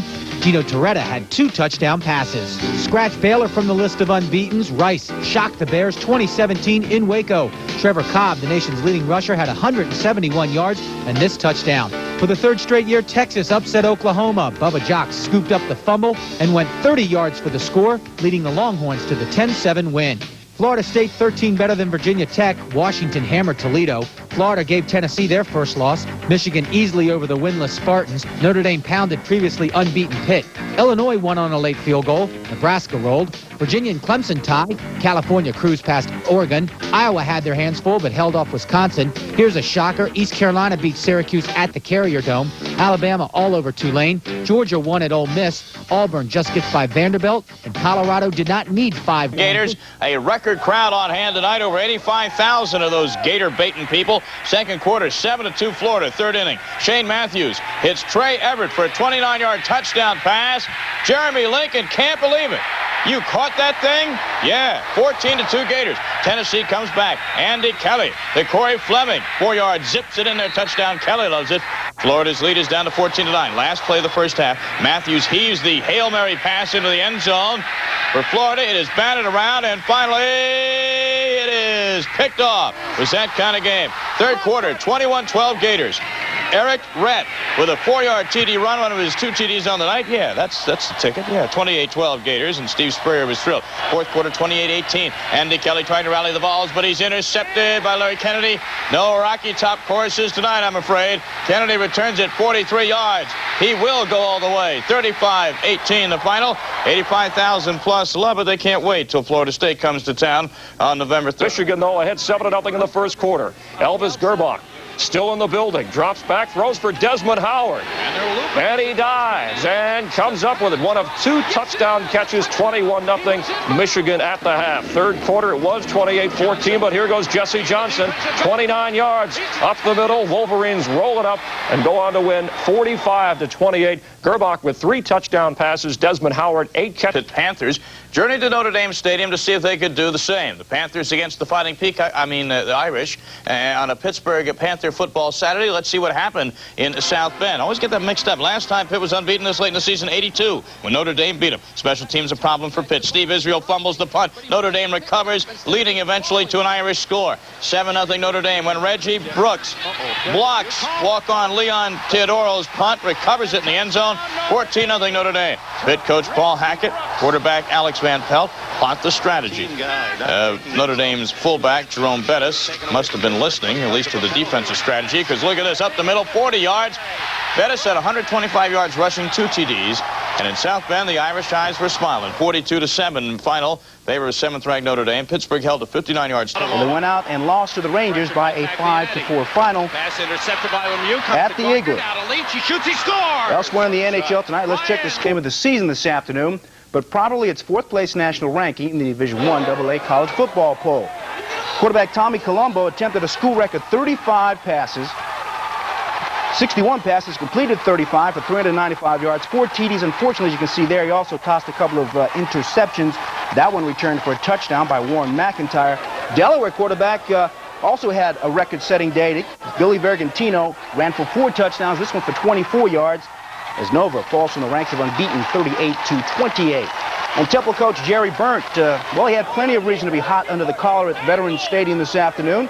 Heck, his team falling behind Navy early 14-7 before Conrad Swanson ties it up with a short run there at 14-14. Leon Brown had a great day on the ground, 119 yards rushing, and the winning touchdown coming up here, number 30, around that left side. Temple's record, though, is now only 2-5, but they do pick up a victory on homecoming. In other local action, let's check it out for you. Lehigh, Happy Valley, 10th-ranked Nittany Lions dialing for a little assistance, and they got it right here on the punt. Watch the ball. O.J. McDuffie says, heck, I want to take this one all the way back to the bank, and he does 55 yards.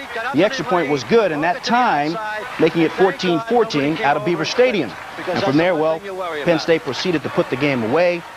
Tom Tarver, Rutgers quarterback, back to pass, and he completes it, but to the wrong player. And he takes it back for the touchdown, 12 yards. Nittany Lions win at home, 37-17. Elsewhere in the top 20, Florida State. They get the offense in gear. Conrad Swanson cuts a nice figure on his way in from 17 yards out, and the game is tied at 14. Then in the fourth quarter, they take the lead for good. Leon Brown from 11 yards out for the score, 158 yards for Brown. Owls get their second win, final 21-14 at Lehigh today. The Penn Quakers in white looking for their first win of the year, and it looked good when quarterback Fitz McKinnon back to pass, escapes a big rush, and then takes off for the end zone. Quakers lead 17-6 in the third quarter. Fourth quarter, different story. Lehigh comes back with 22 points. McKinnon's pass, never should have thrown it. John Wetzel picks it off for Lehigh, goes 52 yards in for the score, and Lehigh rallies for a 28-17 win. Penn is now 0-5. Pumpkins cheer on their team. 17-16 Michigan here when Elvis goes to Desmond Howard. Nice. Howard's third touchdown catch of the game. Michigan beats Indiana 24-16. Right to the artificial surface and see what happened today. Third quarter, 17-10 Washington until Cal's running back Lindsey Chapman breaks up the middle. He goes 68 yards, untouched, the longest run of his career. That tied the game at 17. But on the fourth quarter, on the next series, the Washington Huskies, as Mr. Chapman rumbles and stumbles into the end zone, the Huskies respond. Husky running back Bino Bryant says, look, Lindsey Chapman, you're on the sidelines. Watch me. There he goes through the Bear defense. 65 yards, touchdown. Washington up 24-17. Now, after offsetting penalties, no time left on the clock. Mike Kozlowski, the Cal quarterback, has one more chance. He's got to throw it in the end zone to have a chance. He's looking for the receiver. Treggs knocked away by Walter Bailey. The Huskies hold on to win it by a score of 24-17. Barry, 19 carries, 143 yards and a touchdown. 11th straight time California has lost to Washington, but they were valiant in defeat this afternoon. Another Pac-10 game, and before defense, Russ Cougars 17-0 at halftime. In Colorado Springs tonight, Air Force trying to slow down 5th-ranked Notre Dame. Lou Holtz tells his team to come out hitting, and they did. Willie Clark was listening, wasn't he? The Falcons says, oh my goodness, this is so ugly, I think I'll fly away somewhere. Second quarter, Notre Dame quarterback Rick Meyer to Tony Smith. This is the play that broke the backs of Air Force in the first half. It was a close game until this pass. That made it 14-6 Notre Dame.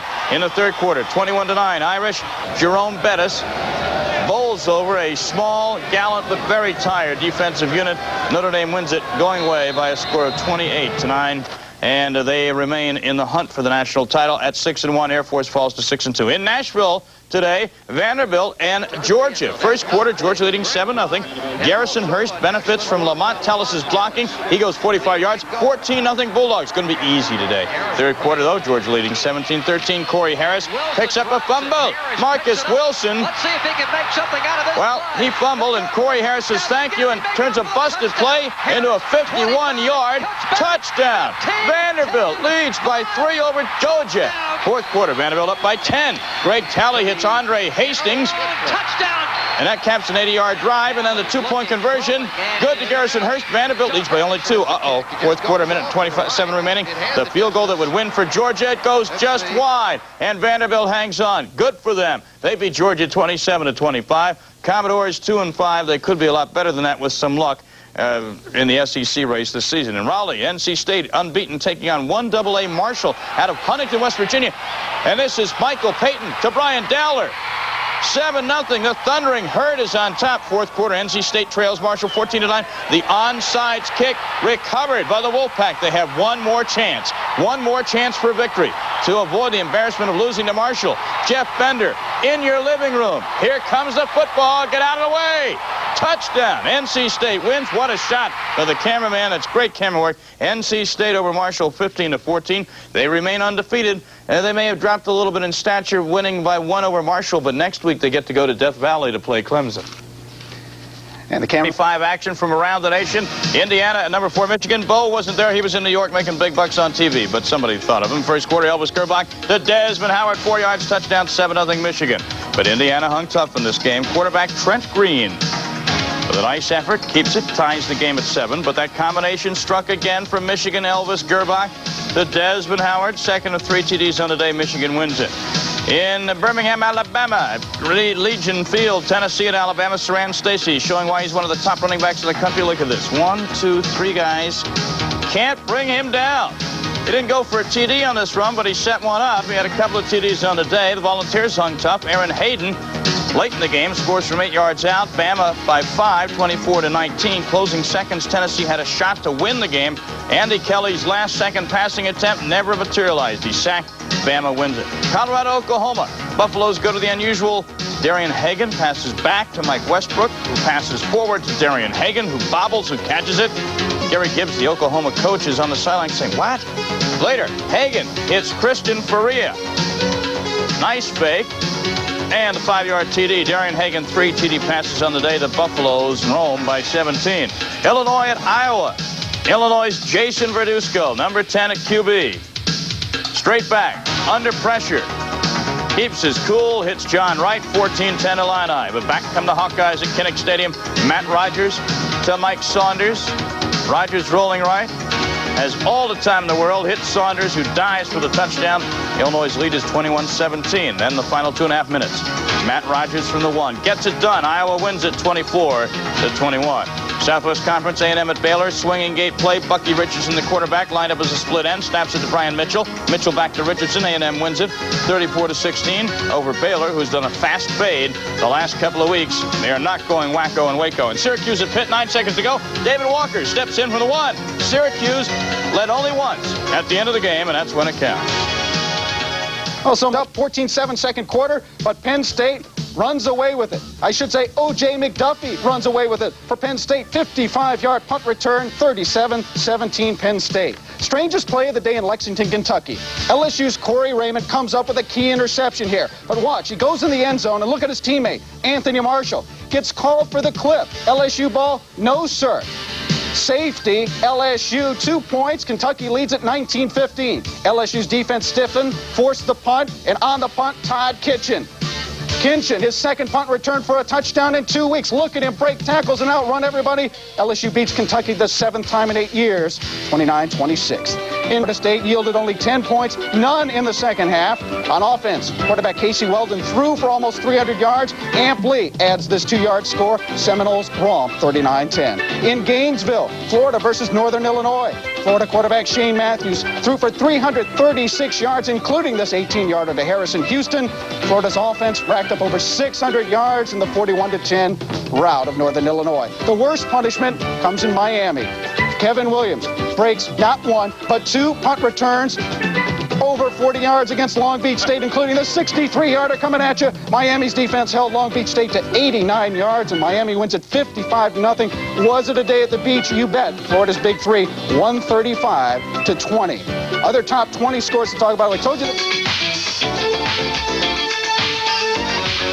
The inside track to the Rose Bowl after beating Cal 24-17.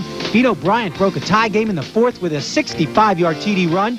John James Club now 6-0, all alone atop the Pac-10. They could very well meet Michigan in the Rose Bowl. The Wolverines improved to 3-0 in the Big Ten with a 24-16 win over Indiana. Desmond Howard didn't hurt his Heisman chances at all. He had 3 touchdowns on the day. There was no day in the park for the Baylor Bears. Texas A&M came to Waco and whipped the home team 34-12. Quarterback Bucky Richardson ran for 2 scores as the Aggies improved to 2-0 in the Southwest. Matt Rogers' quarterback sneak with 2.5 minutes left lifted Iowa to a 24-21 win over Illinois, knocking the Illini out of first place in the Big Ten. The Hawkeyes trailed by 11 at one point in this game. Alabama beat Tennessee 24-19. That's the 6th straight win over the Vols for the Tide. Sir Stacy scored twice. Johnny Major's club's now 2-2 in the Southeast. No team has ever won the SEC with 2 losses. Staying in the South, the upset of the day, Vanderbilt over Georgia 27-25 in Nashville. Running back Corey Harris scooped up a teammate's fumble when went 51 yards for the go-ahead score. Harris had 169 yards rushing on the day. The 2 top-ranked teams had no trouble. Florida State extending their winning streak to a nation's best 13. The Hurricanes blew away Long Beach. Notre Dame got by Air Force. Florida easily over Northern Illinois. Derek Brown had 3 touchdowns in Nebraska's win. NC State scored with 24 seconds left to get past stubborn Marshall. Colorado beat up the Sooners in Norman. Penn State 20 better than Rutgers. Ohio State cruised. Syracuse got a touchdown with 9 seconds left to edge Pitt. Arizona State's hosting Washington State. 5-yard line. Sam Gash, the lone running back. And they hand off to Gash, and Gash met in the backfield. Jameel Jackson. Richie Anderson and Sam Gash, the running backs. As Tony Sacca is back in the huddle after consulting with Joe Paterno and company. Smith and McDuffie, the wide receivers. Sacca looking inside. Incomplete. Intended for Terry Smith. Good cover. Rutgers. Anderson and Gash behind Sacca. Sacca with time. Plenty of room on the right-hand side. But the big defensive stop made by Sean Williams, who came up to make the play on Tony Sacca. And here's a call. State was a one-time assistant coach here. Joe Paterno is going to be honored this year by the National Football Foundation and College Hall of Fame. Their annual dinner where he will receive the Distinguished American Award along with the President of the United States, George Bush. So it's a big year for Joe in many respects. A great football coach. As we know, he ranks 5th in wins for all-time coaches. They need 17 yards for the first down. They'd like to get punter David Dunn some room to operate. Pro set. Dorsey and Moore, the running backs. This is Dorsey. Dorsey cuts upfield across the 10-yard line. For O.J. McDuffie, complete. McDuffie at the 4-yard line made a great catch. Doug Atkins and Keith Price were there for the defense, but McDuffie with the great speed got behind the Rutgers secondary and extended for the grab. You called it. 2 guys covering McDuffie. They feared him, but they couldn't stay with his speed. Great pass by Sacca and tremendous concentration by McDuffie. And Anderson, the running backs, they hand off to Richie Anderson. Now, because they're looking down at 2nd, and the ball's sitting just outside the 3-yard line. 2nd and goal. And Sam Gash is back in the ball game. And Marshall Roberts was running toward the sidelines. Timeout, Rutgers. They called timeout. Tight end is number 81, Kyle Brady. So Sam Gash and Richie Anderson with Moser going in motion. They pitch it to Anderson. Penetration for Rutgers, but boy, Richie Anderson stays on his feet and gets down to the 1-yard line. Sean Williams. Moser in motion.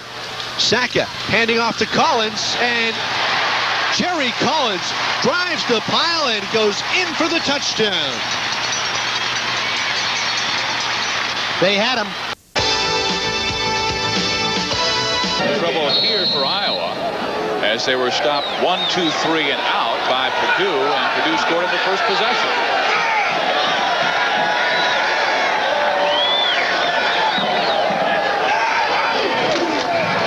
They'll run it again to Coleman. He fumbles it. Hunter tries to scoop it up, and he'll have it at the 20-yard period, and Purdue's up 6-0. Rogers plenty of time again. Finds his man over the middle. Montgomery. He's to the 2-yard line. The 2. Montgomery, touchdown. And we are tied at 6. This week here on ESPN against these Boilermakers. 2nd and 9.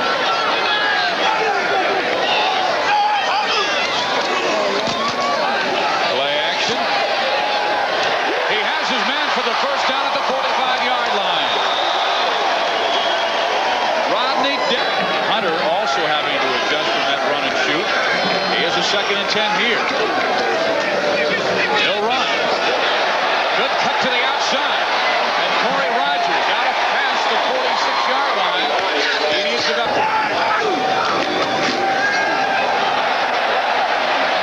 Hunter scrambling, gets away from one man and is near the first down.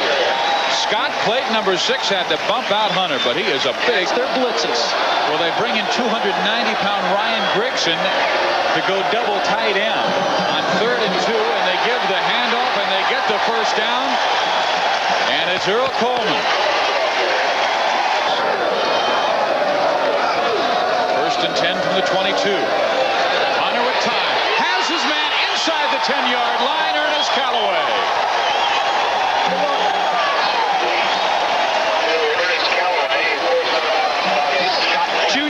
Receiver Ernest Callaway out wide. Dennis Callaway in the game, a wide receiver. It's 1st and goal, 7-yard line. On play action. He's got his man, and Coleman can't hold on. Drive coming.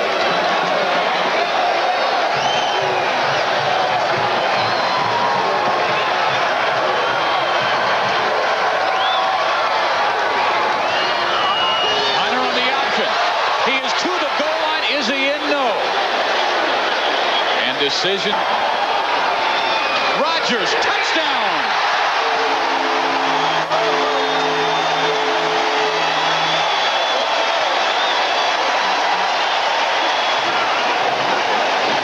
Jim Coletto right now. 317 yards. Here he hit the premier tight end in the East, Mark Chmura, but they had to settle for a field goal on that drive. West Virginia, though, able to click on big pass plays when they needed. Great 4th quarter by Darren Studstill. 3rd time was a charm going for Michael Beasley. Overthrew him twice, but this was the 40-yard touchdown in the game winner for Mountaineers. But not before Boston College had one last Hail Mary that came awfully close. They came awfully close. Michael Campbell went up and caught this ball for 46.5 yards. Unfortunately, they needed 47 for the touchdown. And West Virginia comes from behind to beat BC. West Virginia now 5-2. A big Big East showdown as Syracuse visits Pittsburgh. David Walker had a career day against Pitt, 25 carries, 138 yards, and scored 4 touchdowns against the Panthers. And it was not just running, it was Marvin Graves through the air for Syracuse. Great drive at the end, 10 plays, 73 yards. Here he hit Ismail to take it down to the 2-yard line to set up the game-winning touchdown. And after Paul Hackett's Panthers led virtually the entire game, Syracuse wins it. They only led for 27 seconds, but they led when it counted, when the scoreboard said 0-0. The 4th touchdown for David Walker, the game winner for the Orangemen. Virginia Tech finally got back to Lane Stadium in Blacksburg, and they had a wonderful homecoming party against Cincinnati. Phil Bryant and the rest of the Hokies took out their frustrations as he scored 1 there of his 2 touchdowns on the day. Meanwhile, Will Fuhrer continues to extend his lead as the career touchdown leader at Virginia Tech. He goes 64 yards to Bo Campbell. And the final insult for Cincinnati handed by Kirk Alexander of the Hokies. The defense wanted to get into this scoring match as well. They put up the final 7 points with a 95-yard interception return by Alexander. And Frank Beamer's team begins their homestand with an impressive 56-9 victory over Cincinnati. Meanwhile, at the Orange Bowl, Miami hosting the number 2. Down, you can't afford to redshirt him. You got to get him in there and get some experience this year. You see. Mike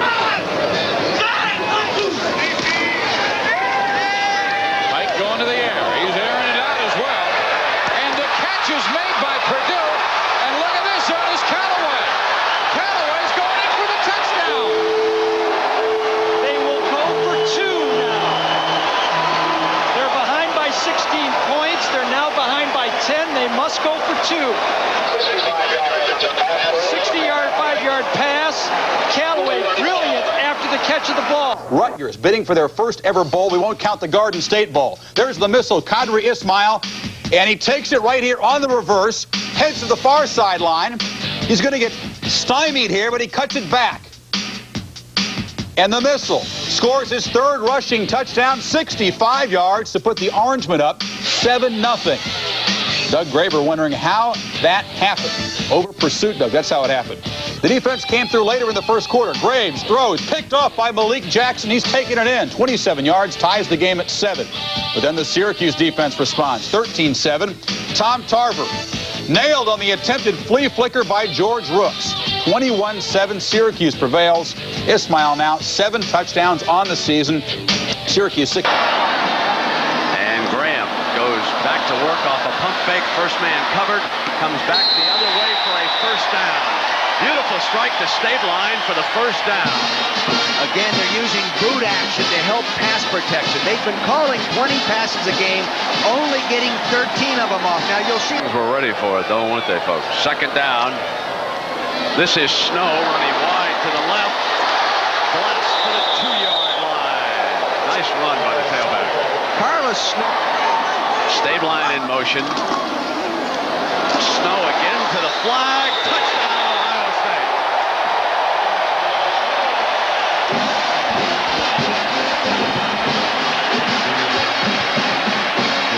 So here it was, Snow following his lead block and getting into the pylon for the first touchdown. Coached years of the 1970s. And then at last in 1984, Don Nehlen's team upended Penn State.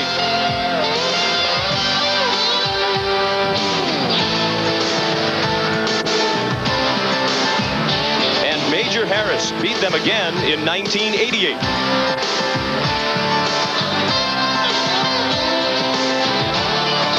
But those wins were in Morgantown, and this game is in Lion Country.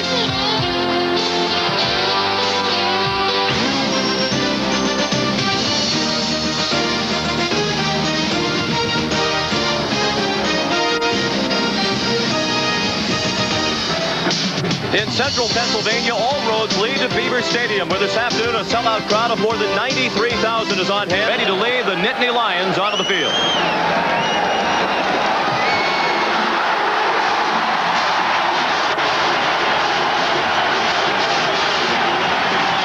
Down to the sidelines, let's join Dr. Jerry Punch.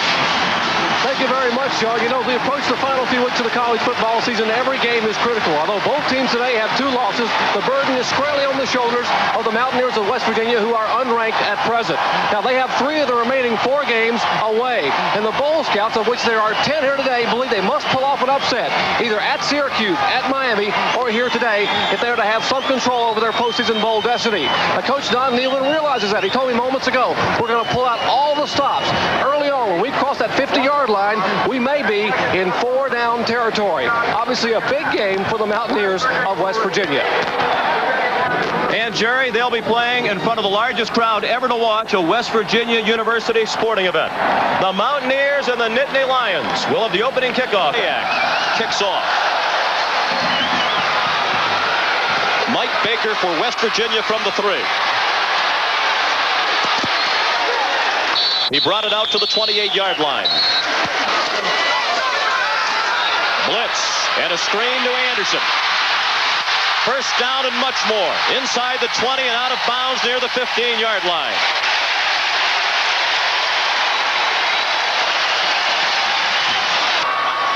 First and goal from the 7. Anderson down to the 5. Sacca looking into the end zone. Throwing wide open. Touchdown. Kyle Brady.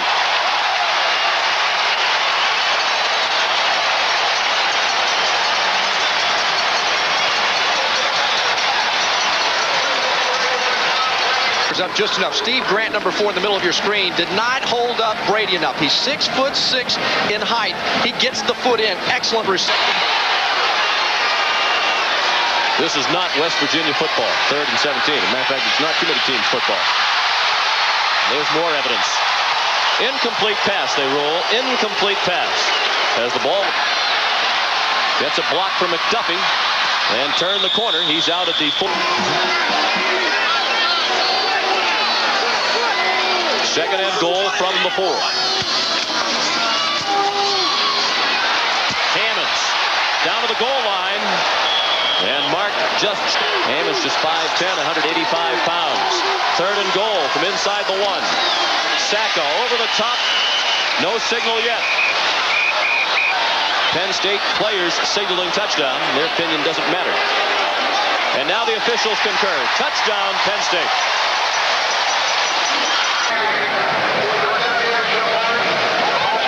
With a minute 22 to play, it's 14-0, Penn State. You've established a running game. Right now, they have not done anything to convince Penn State they can run the ball up the middle. Derek Bonnet comes from over on the right side of your screen, and just it's like a no-brainer for him. Get to the quarterback. To this point, Penn State has 117 yards in total offense. West Virginia now minus 11. That loss was 13 on the play. They run up the middle to the second quarter here at Beaver Stadium.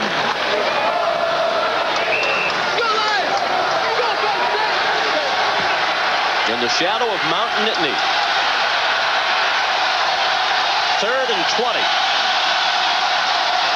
Studstill under pressure. Lost the football at the 1. And the official rules he was down, and West Virginia will keep the ball. Rich McKenzie wrapped up Studstill. Pitt had the ball at the 30-yard line of East Carolina. No timeouts remaining. Paul Hackett decides not to go for the field goal from Dan Silvestri. Instead, he throws a pass that's caught, but the receiver, Truitt, was tackled at the 10-yard line, and East Carolina holds on to win the game by a score of 24-23. Well, that should silence any of the remaining doubters about the Pirates. Bill Lewis would be my coach of the year, Division 1A, if you had to vote today. Good ball club. Saka puts his head down, and he's down at the 45-yard line of West Virginia. A 6-yard now to Shelly Hammonds. This is all Tony Sack. Look at him. Patience. Lets the ball go. He allows everybody to get downfield. The coverage drops deep.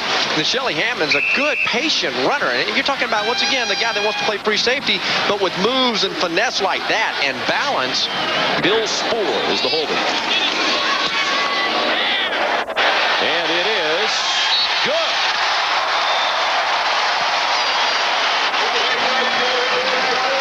The sophomore from Bell Vernon, Pennsylvania, Craig Fayak, with his longest field goal this season, a 42-yarder.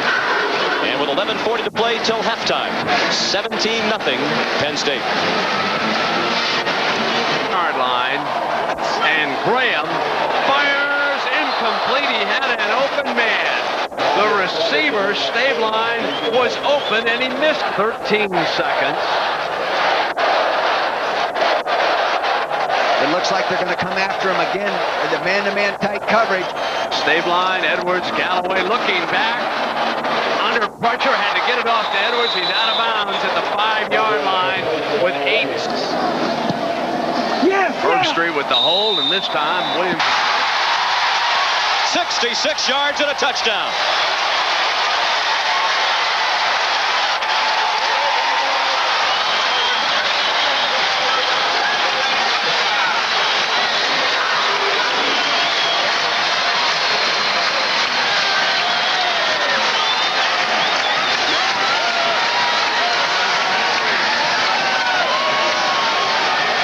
Rushing touchdown of the season.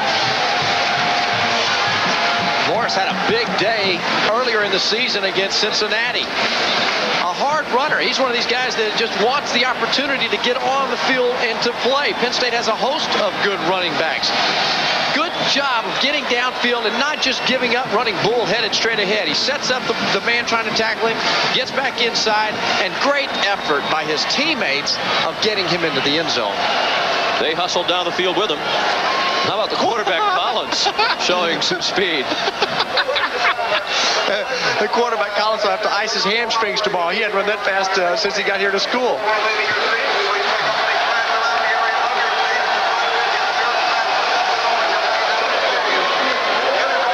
51-6. Penn State up to 302 yards rushing. The Nittany Lion fans who've been wondering where the running game has gone, it's back. 302 on the ground as compared to just 70 yards rushing today for the Illini coming off an emotional loss against Iowa last week. Wet day in Chicago. Fourth quarter, Steve Fagan runs left, just gets in the end zone. Cats lead 14-11. Here's Fagan running left and getting in. 14-11 after that play. Now we'll go to the last play of the game. Illinois down by 6. Jason Verduzco scrambling. Throws up the Hail Mary. Intercepted. And Northwestern goes nuts. They are tearing down the goalposts in Evanston. They've actually got 3 wins against Illinois in the last 6 years. Now 2 straight losses for Illinois knocks them out of the Rose Bowl race. Speaking of the Big Ten, Ohio takes this one 39 yards. Part of a fine day, 169 yards for Snow. Sets up a field goal. Buckeyes up 13-6, fourth quarter. 4th and 2. Kent Graham, a gutsy call, finds Jeff Ellis with a 25-yard strike. George Perlis' team loses for the 6th time. Ohio State goes to 6-1. They have Iowa 7-0. Tony Brooks makes the catch, but watch carefully. This is a fumble. The official blows the call. Clearly not in the end zone. They award him a touchdown somehow. Should have been a touchback. 14-zip Irish. Now in the fourth quarter. 24-20 Irish. The onside kick following the score. Watch the bounce. It's loose in the scrum. Marvin Pollard of USC had a shot at it. Number 6. But the Irish make the recovery. USC twice inside the Irish 20 in the fourth quarter. Couldn't score. Jerome Bettis, 24 carries, 178 yards. Rick Meyer was 10 of Ken Hatfield's team. He still never lost there. They set up for the field goal. Then it's quickly a fake. Rudy Harris on the handoff. NC State wasn't ready for it. 7-0 Clemson. Now in the second quarter. Deshaun Cameron keeps it. Gets in the end zone. Clemson up 14-0 on that 4th-ranked NC State defense. They are whooping it up in Death Valley. The Tigers' top-rated defense holds on. They win it 29-19. Hatfield 10-0-1 in Death Valley. And NC tackle a Pitt receiver on the final play of the game at the 11-yard line. They rip down the goalpost in Greenville, North Carolina. And what a tremendous Roman Anderson, now the #1 all-time scorer in the NCAA. Ranked 13th. Opened up a 21-0 lead on Houston. The Cougars closed to within 3 points before Greg Hill's touchdown run makes it a 27-18 Texas A&M win. Here they come on the blitz. Loop, and he will be knocked down by Carl Simpson, the first man to get to him. The second and 22. Pass is caught by Tension, and he'll be pushed back to the 24. Errol situation, there it is. 45 ticks left on the clock until halftime. And LSU with a 3rd down. They need the ball at the 20 for the first. At the 10, I beg your pardon. Loop under heavy pressure again and incomplete in the end zone.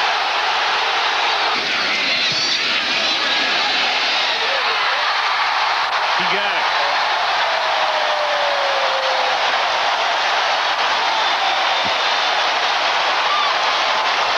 Ghosts and Goblins in the Mountain Country. BYU will take on Colorado State in Fort Collins Thursday night, 8 Eastern. So listen to this crowd in Baton Rouge.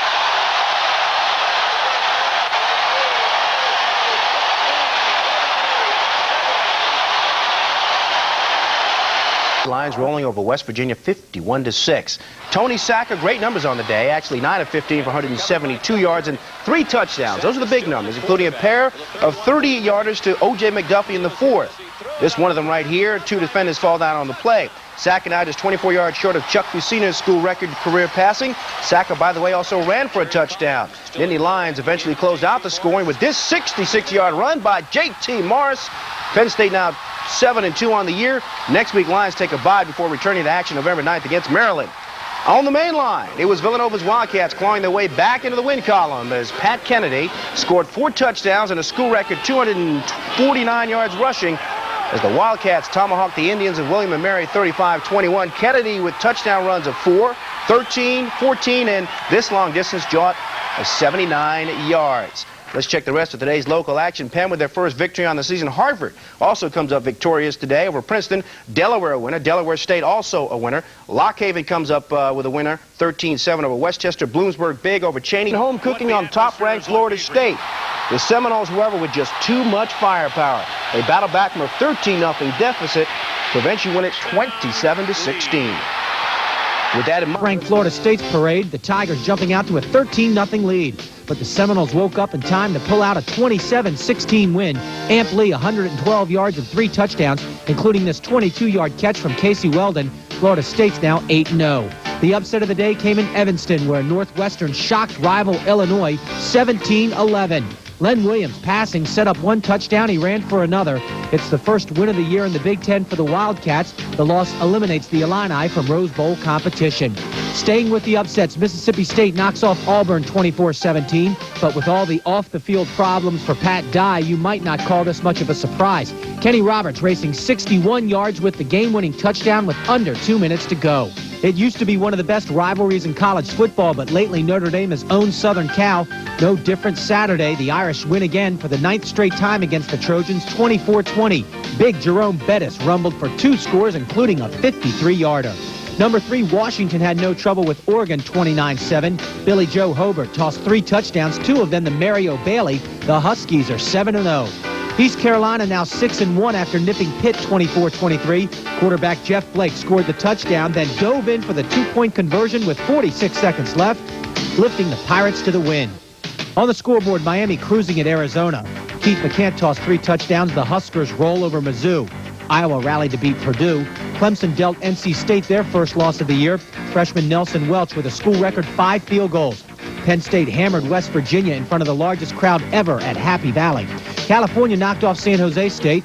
Texas A&M got by Houston. Ohio State stopped Michigan State. Colorado struggled past an improved K-State club. Syracuse 2 touchdowns better than Rutgers. Oklahoma no trouble with Kansas.